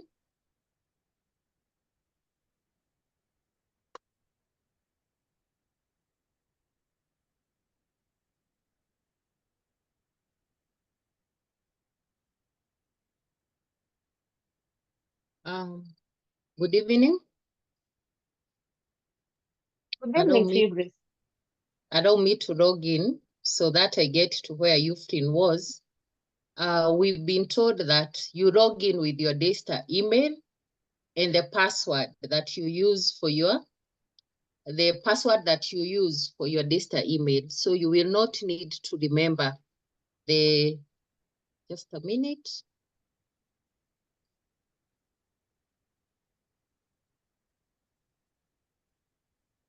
Hey, sorry.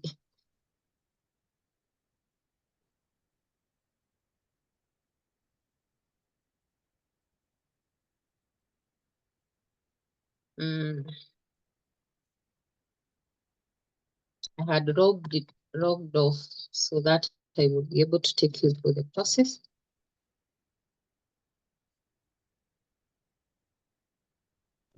Hey, Dr. Mijaisha, you're still talking. So you've been on here. Me, I don't even know what's happening today. Yeah, it's 8 o'clock and they're still talking. Sheila and Vivian, please mute.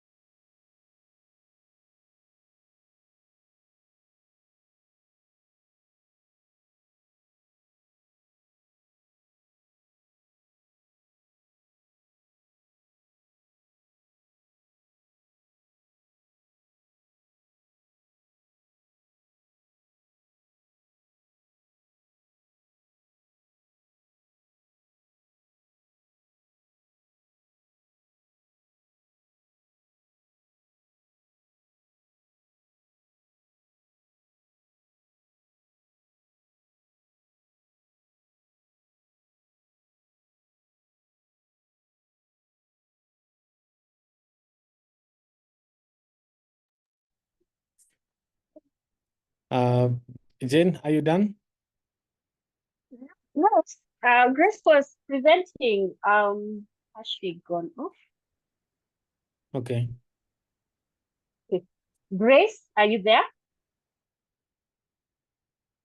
Okay. Samuel, are you there?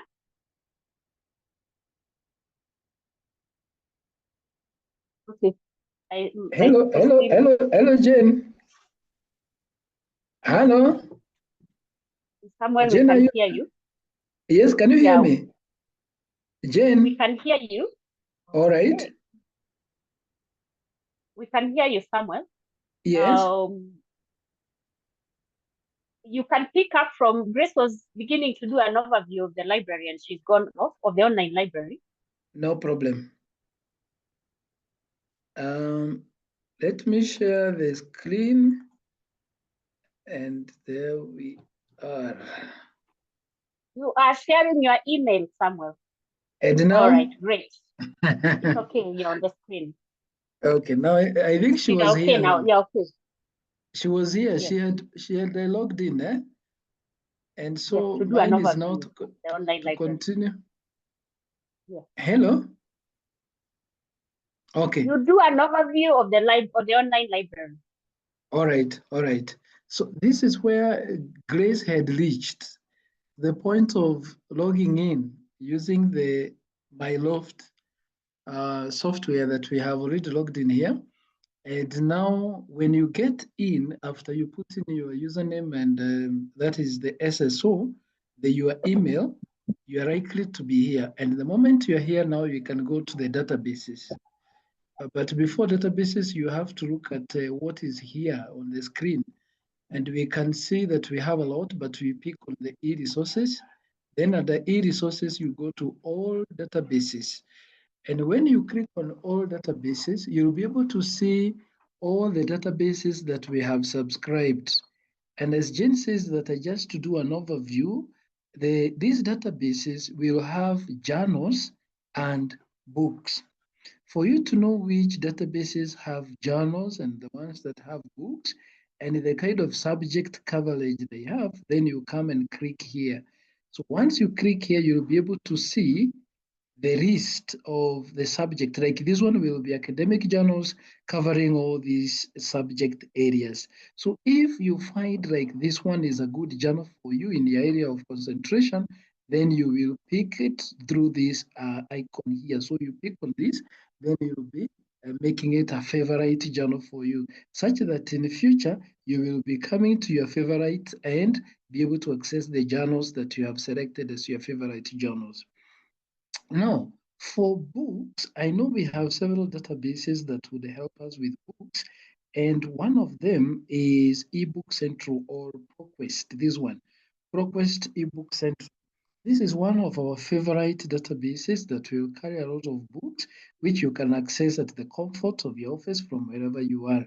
Then we also have Parego, but I want to demonstrate for now with ProQuest, briefly on how to access ebooks and then briefly on how to access one of the journal articles.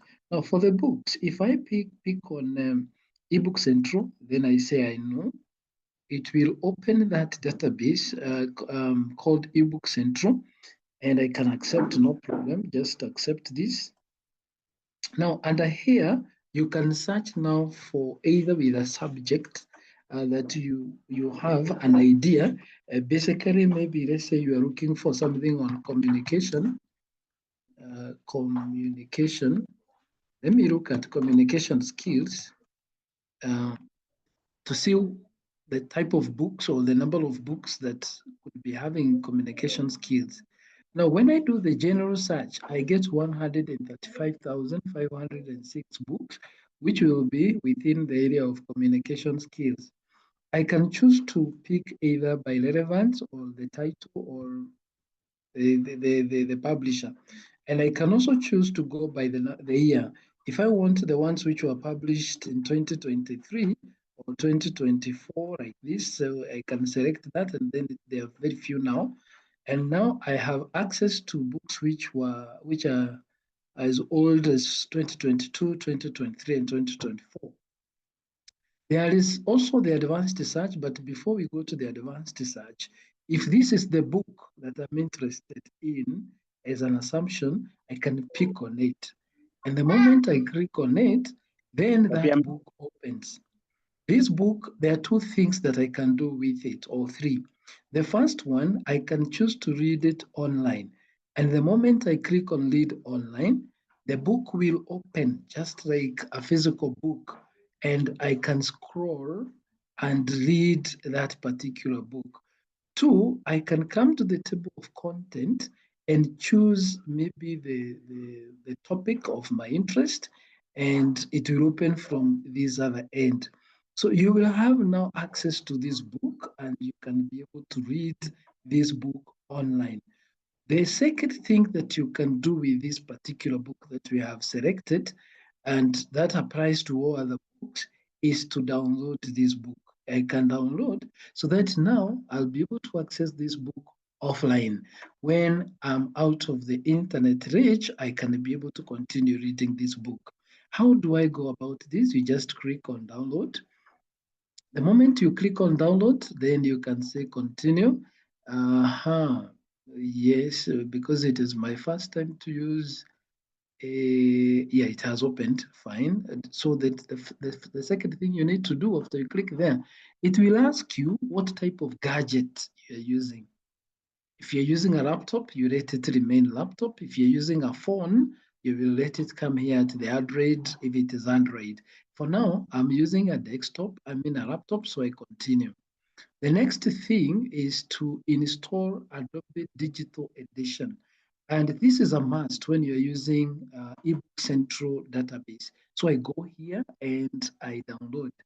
And once I download, then the second thing that I need to do is to install. I say Africa, which is okay, we are in Africa. And then I pick the one for Windows. After I pick the one for Windows, then I will install this Adobe Digital, which will help me to access that particular book offline when I am out of the range of access to the internet. So now I have downloaded my eBook Central, the Adobe Digital Edition, and now I wanted to install that. Let me see whether it will agree to install that. I hope, yeah, it is opening, yes. So I say agree, and then I say next, and then I say next, just next, next.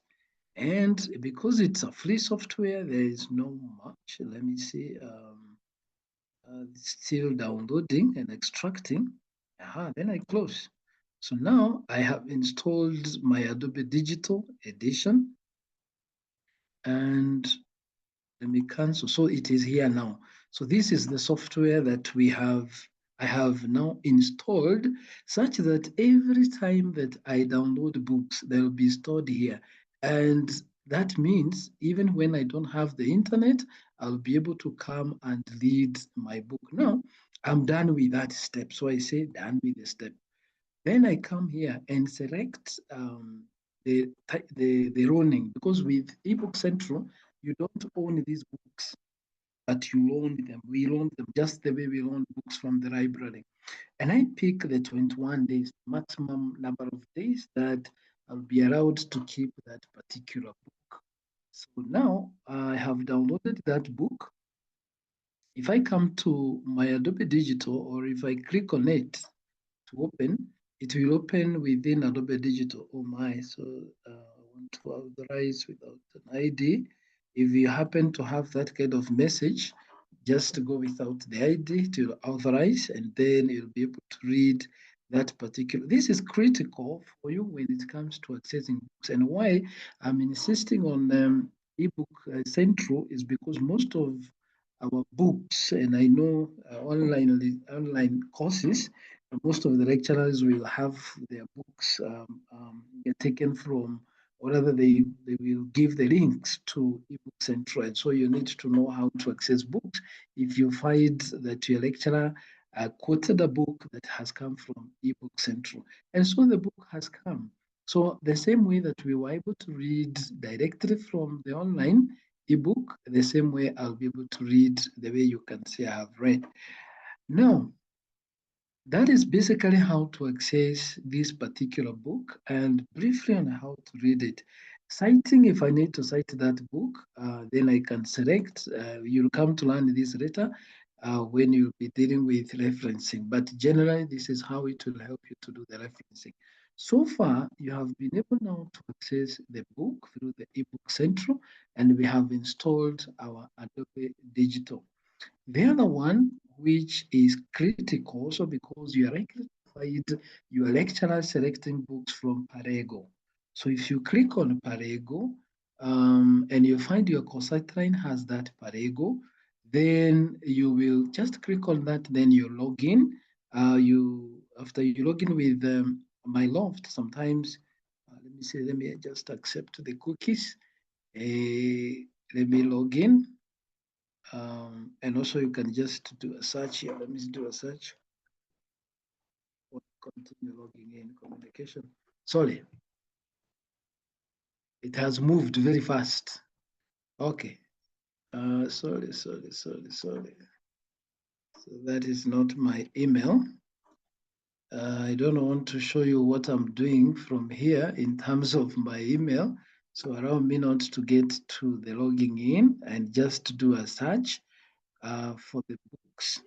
So a disclaimer here, if you have a book that is coming from Palego, we are the ones to give you credentials to be able to access a Palego. If you're interested, then you can email to us and we will give you the credentials to access Palego.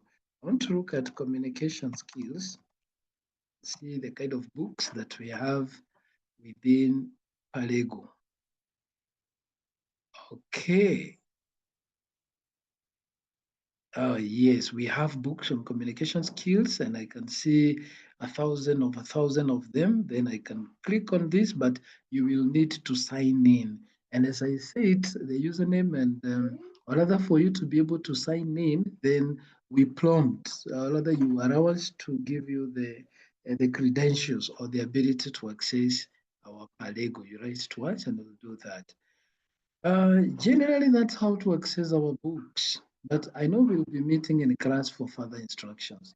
For journals, if you pick any journal like Emerald, which is a database that has journals, they are very easy to access because you just come like here and you search. If I'm searching for communication skills from the journals, and I enter, I'll be able to see the articles that have communication skills. They're quite a number, like 119,000.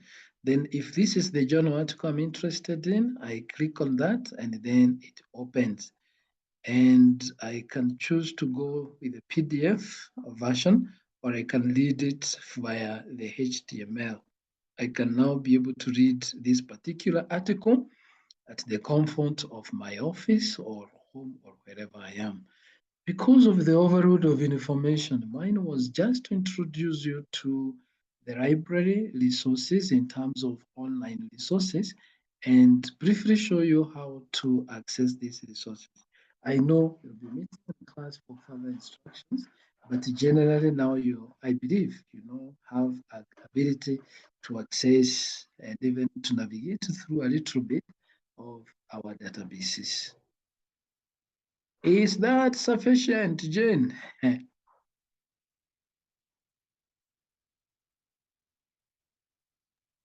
Yes, Samuel, that's okay. All right.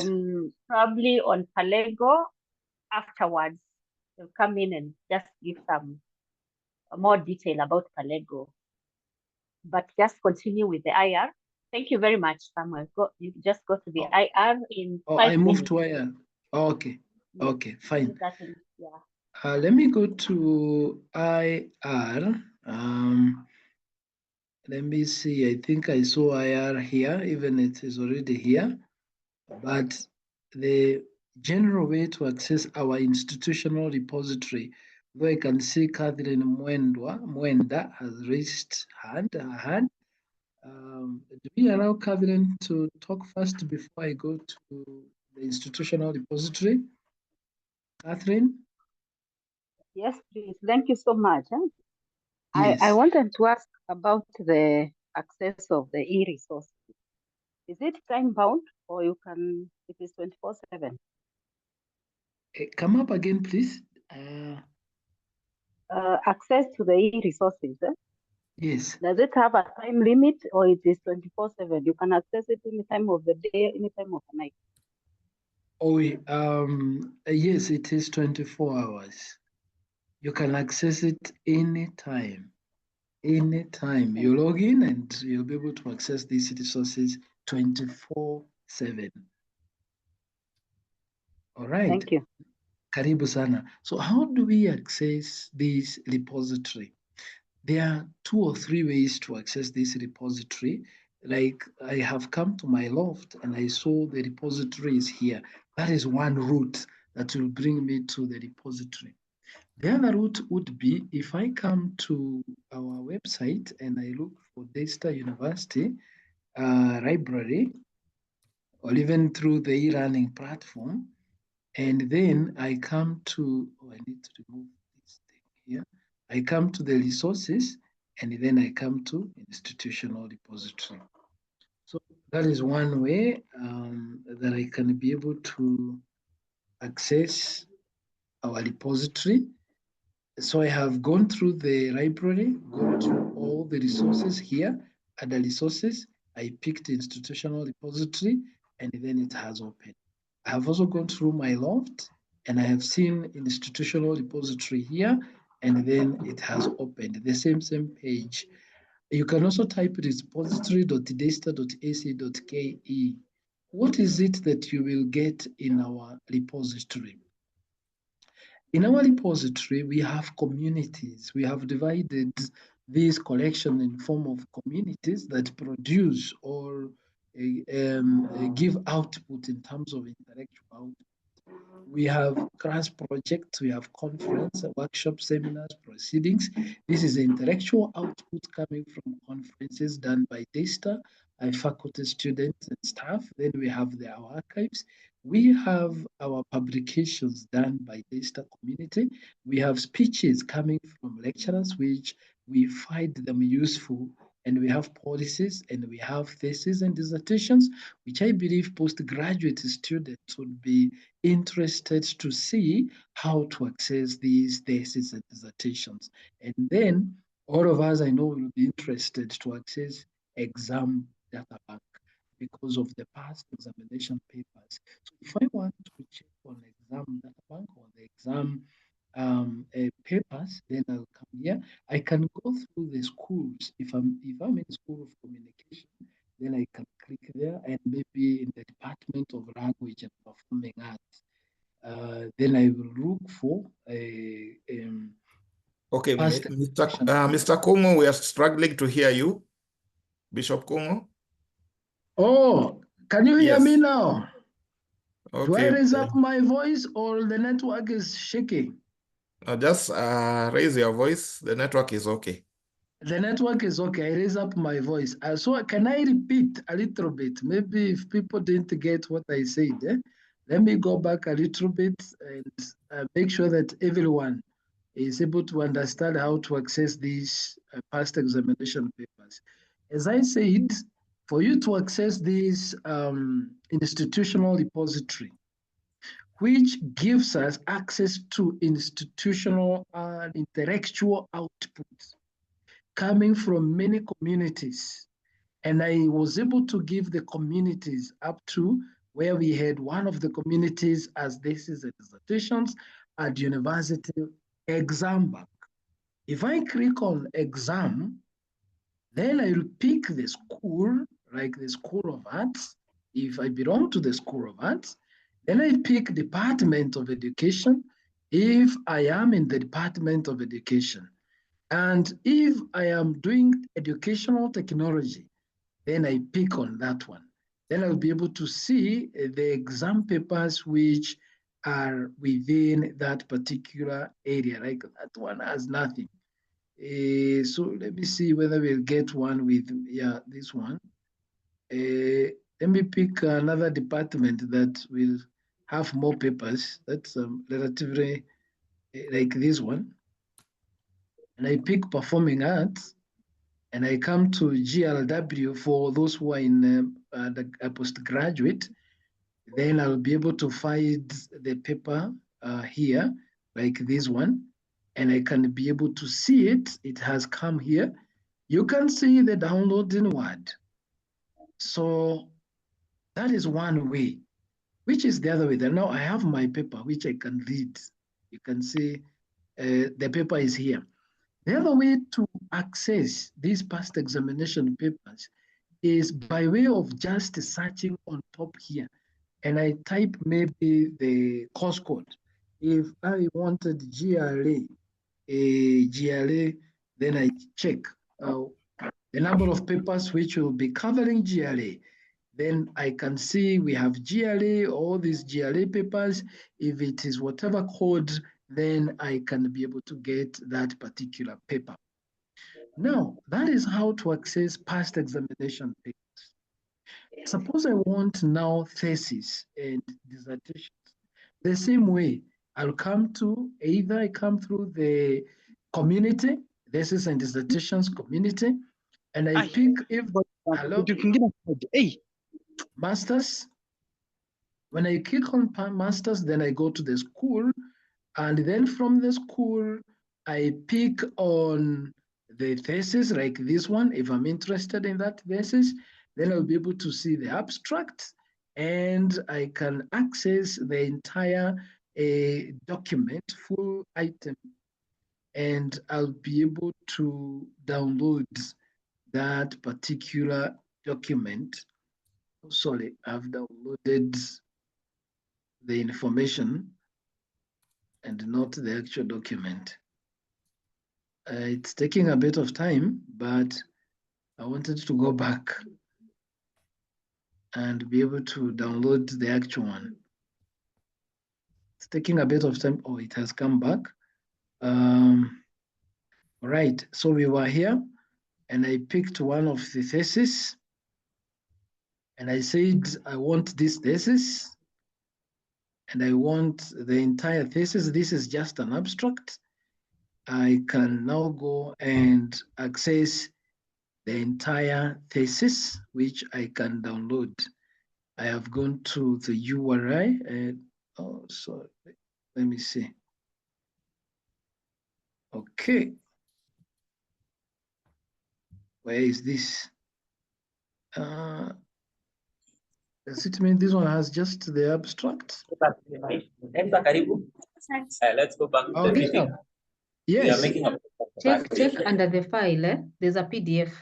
There's a Under the PDF. file, Please up here. just Oh, click yeah, on There's a yeah, yes. PDF sorry. just after the. Oh yeah, I think I the had not thumbnail. seen that. Ah, yes, it has opened. Eh?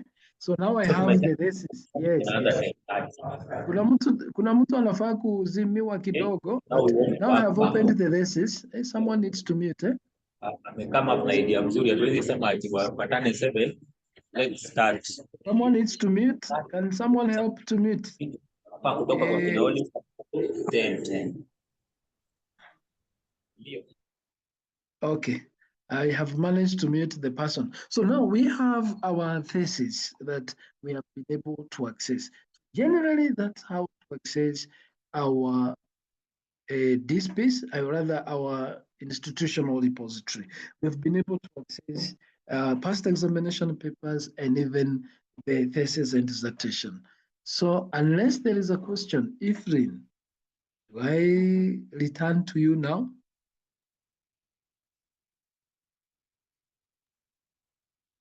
Hello, any question Thank or you, comment? Samuel. Thank you. Yes. Thank you, Samuel. Thank you very much. I think the questions that were on the chat have been responded to, but if this is the opportunity for the next 3 minutes to ask questions and we'll be able to respond. But as you ask the questions, I would like to clarify something. Samuel mentioned Palego as one when he was talking about the databases, the ebook databases. The one that he said you will need to write to us to give you access to it. You realize that all the other databases that you access through MyLoft is what enables you to access our resources from wherever you are. That's why all the resources are on that platform, MyLoft. So all the others, once you log into MyLoft, you do not need another login. You are able to open and read everything there. But one of the databases there, Palego, is a different kind of database. It requires that you have a different login to get in, which is still your email and still your email password, the password to your email, to your data email. But then again, that one is is about licenses. So we have specific number of licenses. So you can only be able to access it if at any particular time you have a license. We have assigned you a license to access it. So because the licenses are not sufficient for all the students in the university, they rotate. So you can be using the license this week, but then next week it's being used by another student. So because of that, that's why Samuel said, when you need that license, you write to us so that we assign you if you want, you don't have it at that particular time. If you need to read a book that is on Palego, you write to us, we assign you a license to use for a particular time. Then after some time, we will withdraw it so that it can go to another student. It rotates, but the licenses are sufficient for rotating. And the books there are very good. The books on Palego are very good. We encourage all of you to be able to get to that platform and make use of those books. They are textbooks and very good, and they are for all subject areas. All right. Is there any other question?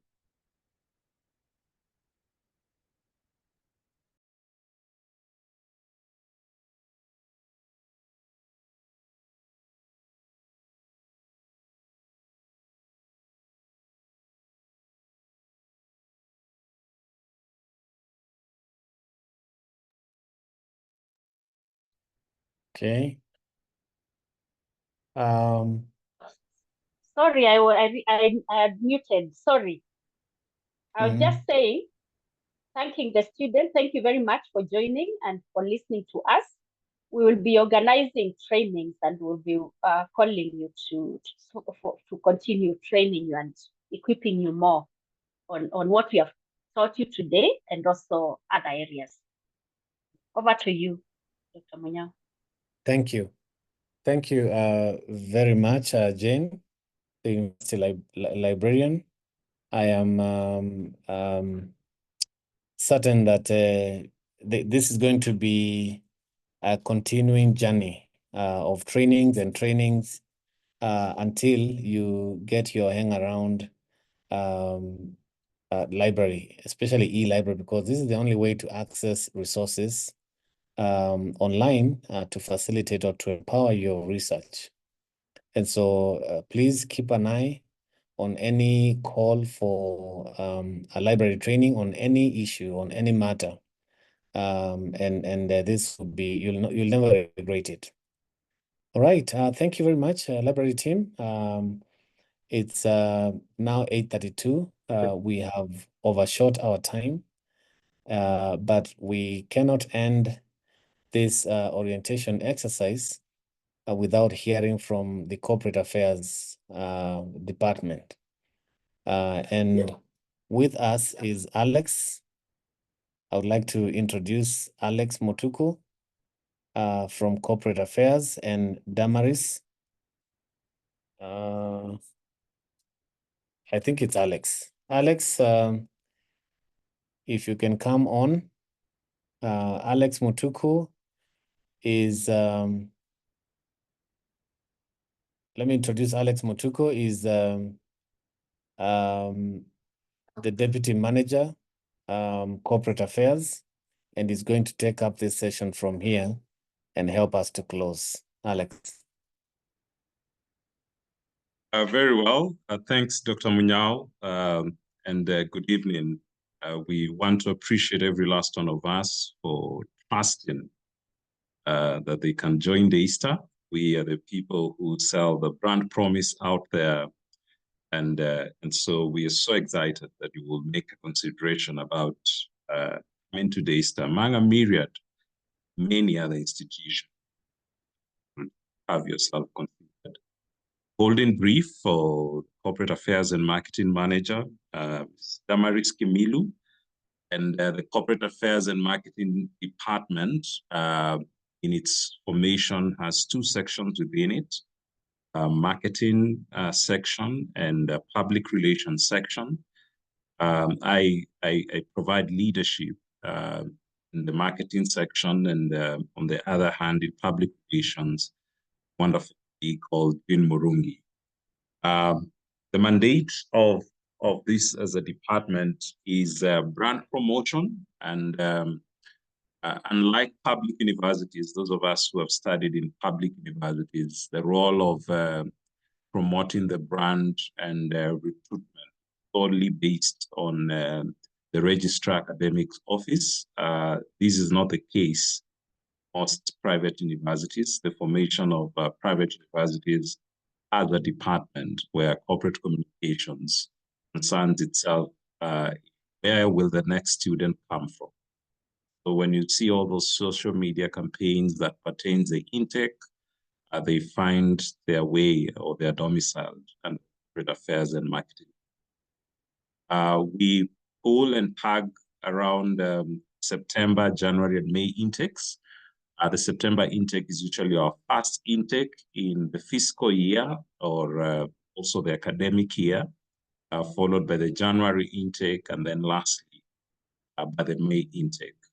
We also are mandated to do with corporate communications, especially internal and external. Probably over the weekend, you got a raft of text messages that were giving you information on how to onboard, even to attending these virtual rotations from Monday.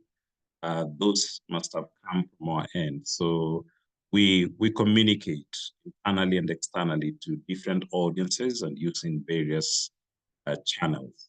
It also concerns us with customer relations and all overall customer experience. And to this, even as the week draws to an end, you'll be receiving tomorrow a feedback survey. Just a few questions. We'll be glad to hear how the week has been, so that the next cohort that comes in January receives us with a more aged engagement, whereby we are always on a constant plane of better performance, better onboarding experiences, so that you get value for money, but you also have ease to plug in and play into the system. We do a lot of media relations, engaging education editors and the education desks, just so that we are abreast with what's happening in the higher education ecosystem, and that we are always in good light with various stakeholders out there. So stakeholder relations, right from students, faculty, staff, the donor community. As you go on through DASTA, you will learn of something called DASTA US.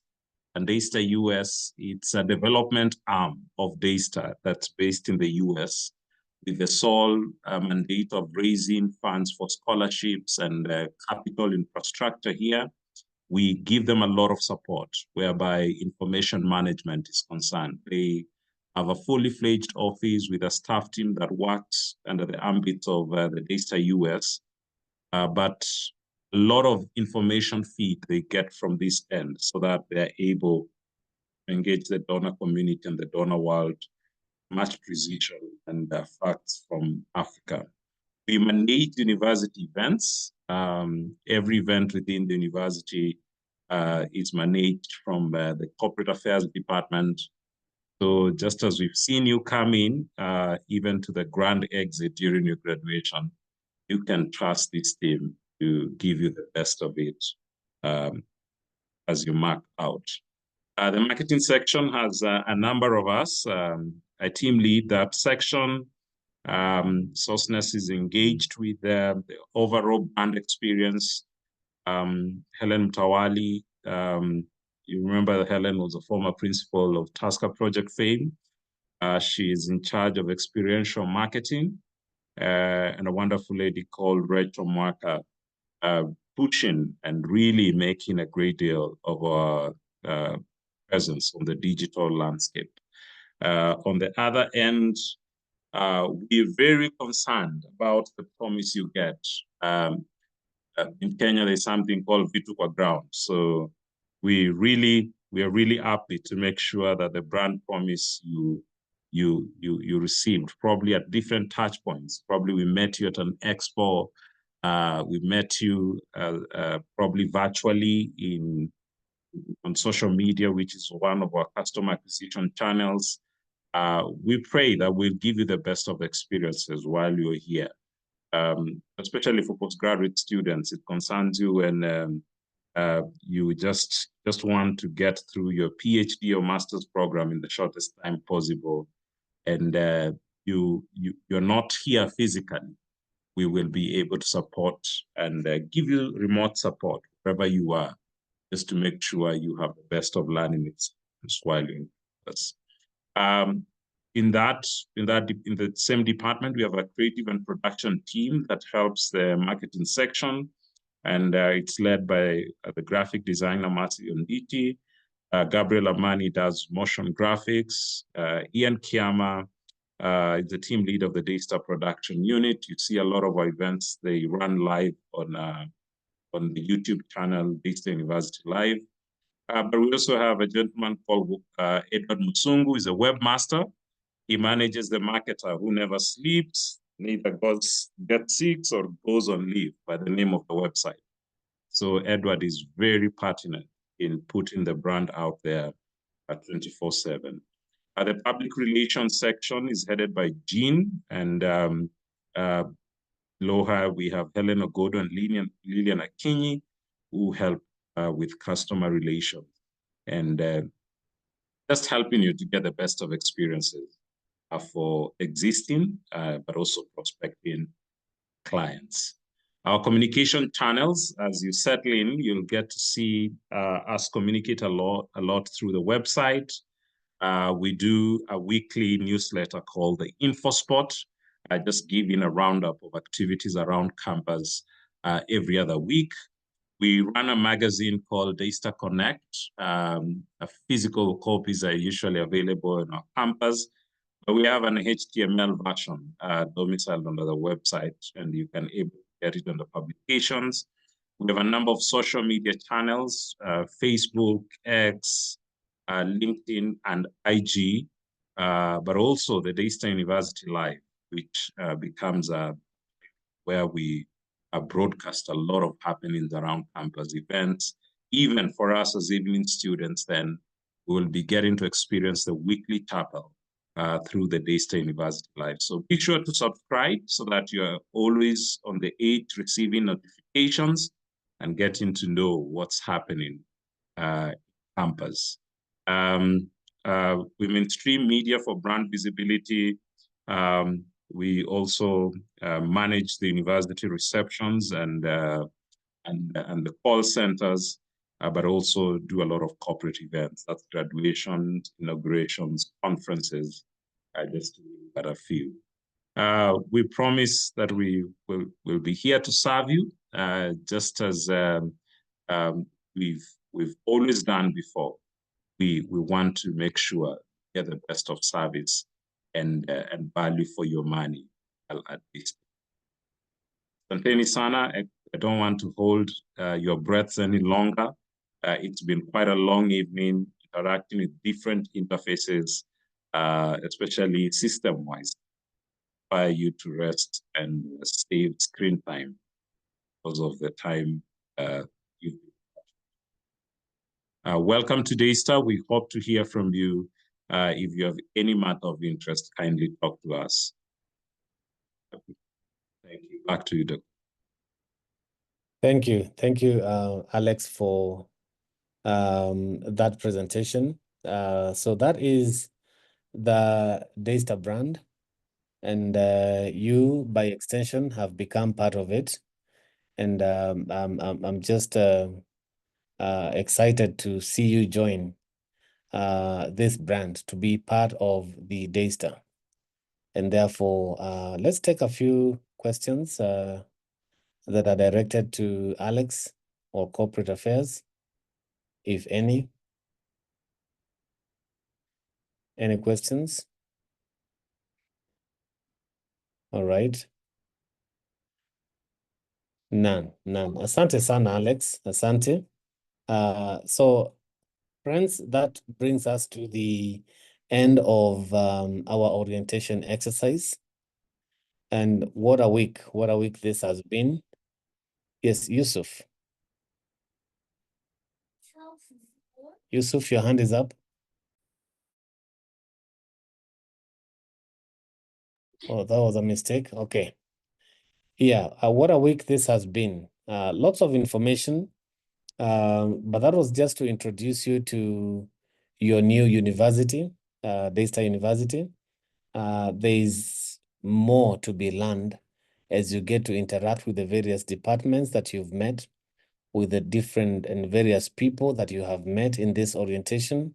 It will be even nicer if you're able to put a face to the name that you've seen here when you visit Nairobi campus tomorrow morning for the certificate verification. So that's the only thing that is remaining to complete this orientation exercise. But as far as presentations are concerned, I think we are done. Monday is class, right?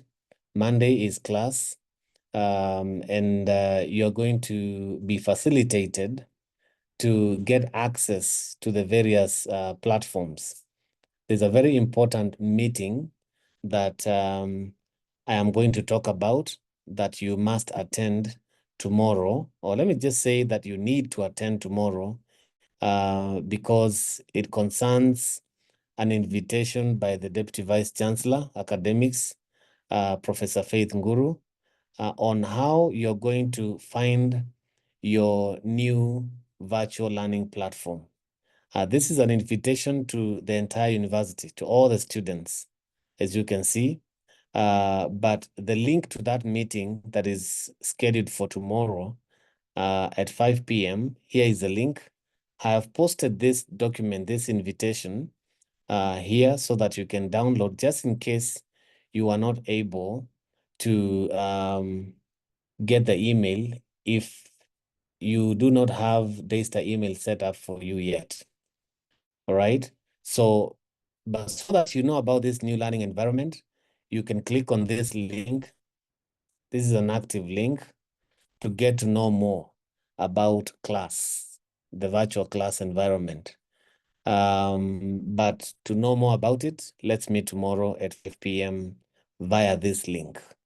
Then that will set you up in terms of how you're going to get into class starting on Monday, so that you don't get out of this orientation wondering, so how do I get to class? This will be it. This will be the introduction. So if no further questions, I think we need to bring this meeting to a close. It's been quite a stretch. I think Yusuf, is your hand up by mistake?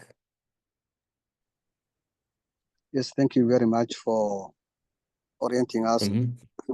Throughout this week, we have gained a lot of knowledge in regards to how to register as a student and how to access several platforms, which will help us and continue with our studies virtually. My question is about the matriculation form. I do understand that it is the process of registering officially a student to a university. And I do understand that it is that same matriculation form which after signing it will give us access to several platforms, including the students portal and e-library, e-learning and the library, and any other platform. So in the matriculation form, the content which acts as a declaration reads that, if you may allow me, and one of the questions that is found in the matriculation e-form is asking whether we will be faithful to God and live under the Lordship of Christ in our pursuit of education at Daystar University. And here we have students from different religious background, and the content there requires us to be faithful to Jesus Christ and to believe in his lordship, which might not be the doctrinal and ideological belief of some students who might not ascribe to the religious beliefs of Christianity. Somebody like me, I am a Muslim, and in as much as I have respect for all other religions, and that I have a strong passion and love to join and continue and finish my master's program at Daystar University, what will be the implication if I find out that the declaration I will make in the matriculation e-form will contradict the teachings of my faith? Thank you.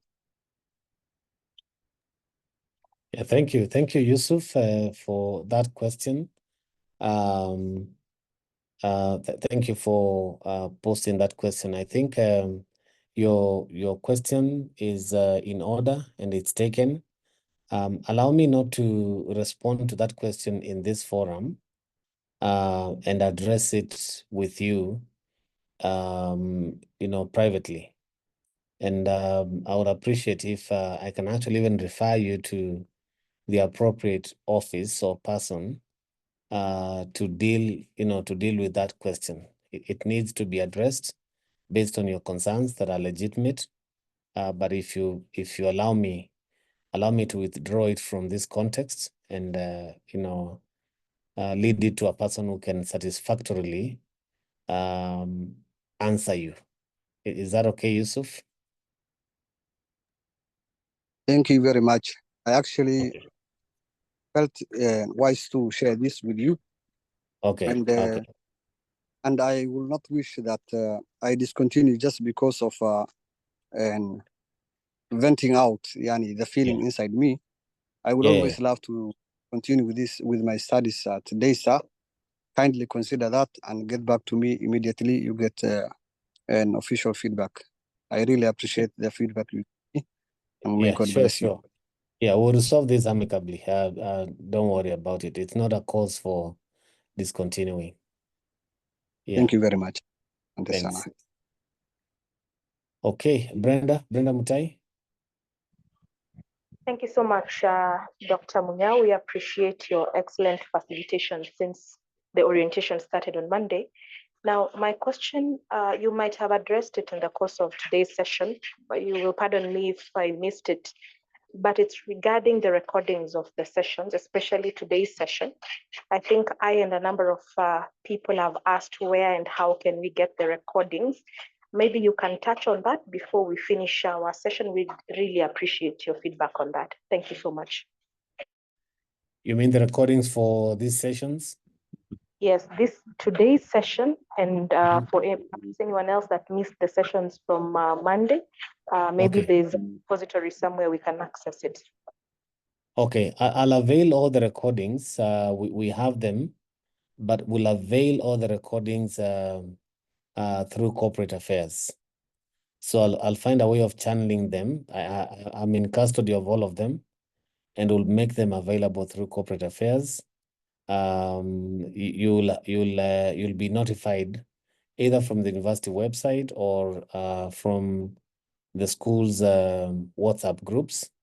We'll make sure that there's a way that they get to your hands. Yeah.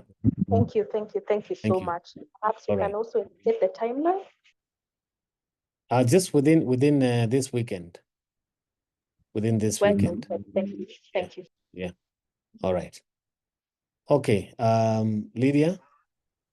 Okay. Thank you very much. First of all, let me confirm that the issue of the portal has been resolved. Very grateful for that. But now on a second issue that I think might affect us again, for some of us who got facilitation from HELP for our studies, I'm aware that the notification from HELP with details of finances approved was sent to the university on Tuesday latest. And up to now, some of our portals, actually, I think most of the portals under HELB are still reflecting a zero balance. That inhibits us from doing the course registration in readiness for Monday. Again, I want to confirm, today I was at the campus and I talked to finance and they said we could go ahead, but the same has not been reflected. How kindly can we be assisted, given that we are really running out of time, and it would be advisable, it would be nice if some of us could attend that from the first class, now that the facilitation is already, arrangements have already been made. Thank you. Okay, at what stage is your application process? At what It is stage is the application is complete. The approval has been done. What is just remaining, I believe, is the disbursement, of which we reached out to HELB and they gave us the email printout of all the names of people who had been approved. I confirmed today, I was in finance office and actually gave them that and they said then it's okay. But upon coming to the portal, now that the portal has opened, upon going to the portal, we still have zero balances, thereby we cannot register for the units. Okay, Alex, can you help me posting Jennifer's number here so that students with similar concern can reach out to her? Are you still on the call, Alex?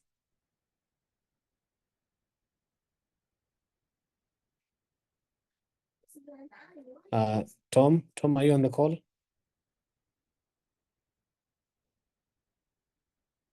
Makunda?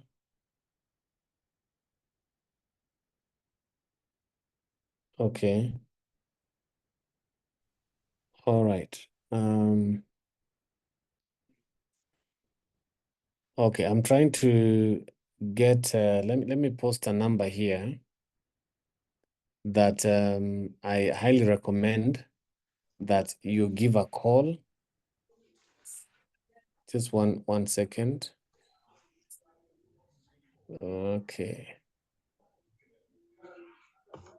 And I think when you make this call, the request would be what do you do to finish the process, to complete the process, given those conditions, given the fact that you still have some tasks to do with, there's something you're waiting for. So I've just posted the number right now. Look at the charts. All right. So give a call. Give a call and just explain what you've just said. This is Jennifer. Thank you. It's Jennifer Kinoti. Thank you. That's a finance number. Yeah. Thank you. I think I'm just going to take one more, Richard, and then we'll be done because I think time is far much spent. We're almost getting to 9. Okay, good evening, Dr. Munyao. Mine Yes, good is evening. about my payment. I paid yesterday. I sent through M-Pesa, and I sent yesterday at around 5:30, and yet my balance is 0. So I cannot be able to register my unit up to now. So the payment is not being completed. Yeah, I sent the money through M-Pesa, but the confirmation is not made. Not yet made. Okay, again, the same number, Jennifer. That's the person to reach out to. So, okay, as thank soon as you. possible, even tomorrow morning. Oh, okay. Yeah. I'll try Okay. to wake up early because me, I'm outside country and it's already 1 p.m. or almost 2 a.m. Okay. She should be able to sort you out. Okay, Yeah. thank you. Thank you so much. Lynn Chemtai. Okay, thank you. For me, I was having issues with the registration of units, so I was wondering how will we be able to link with our HODs? Are there contacts you can share with us? Which school is this? Sorry? Which MBA school? Project Management. Okay, so let me post the dean's number.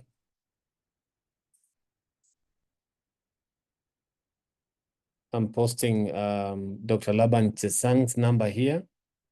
reach out to him and you'll be sorted.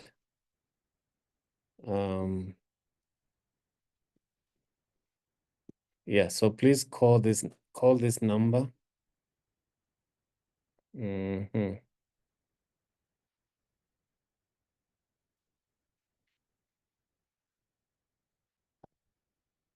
So Dr. Laban Chesang.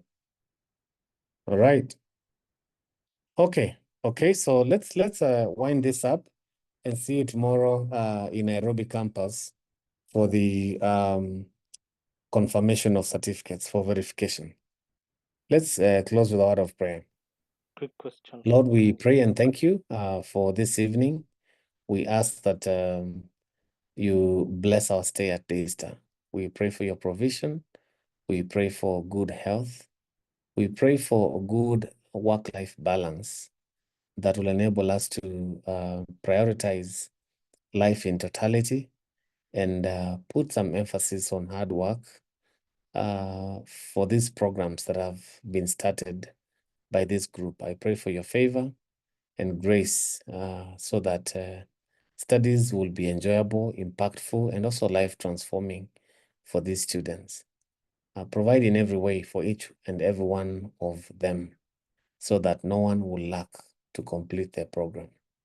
We thank you, Lord. We love you, and we ask that you bless our time at Daystar. In Jesus' name we pray. Amen. Amen. Amen. Have a good night and see Amen. you in class. Question, Doc.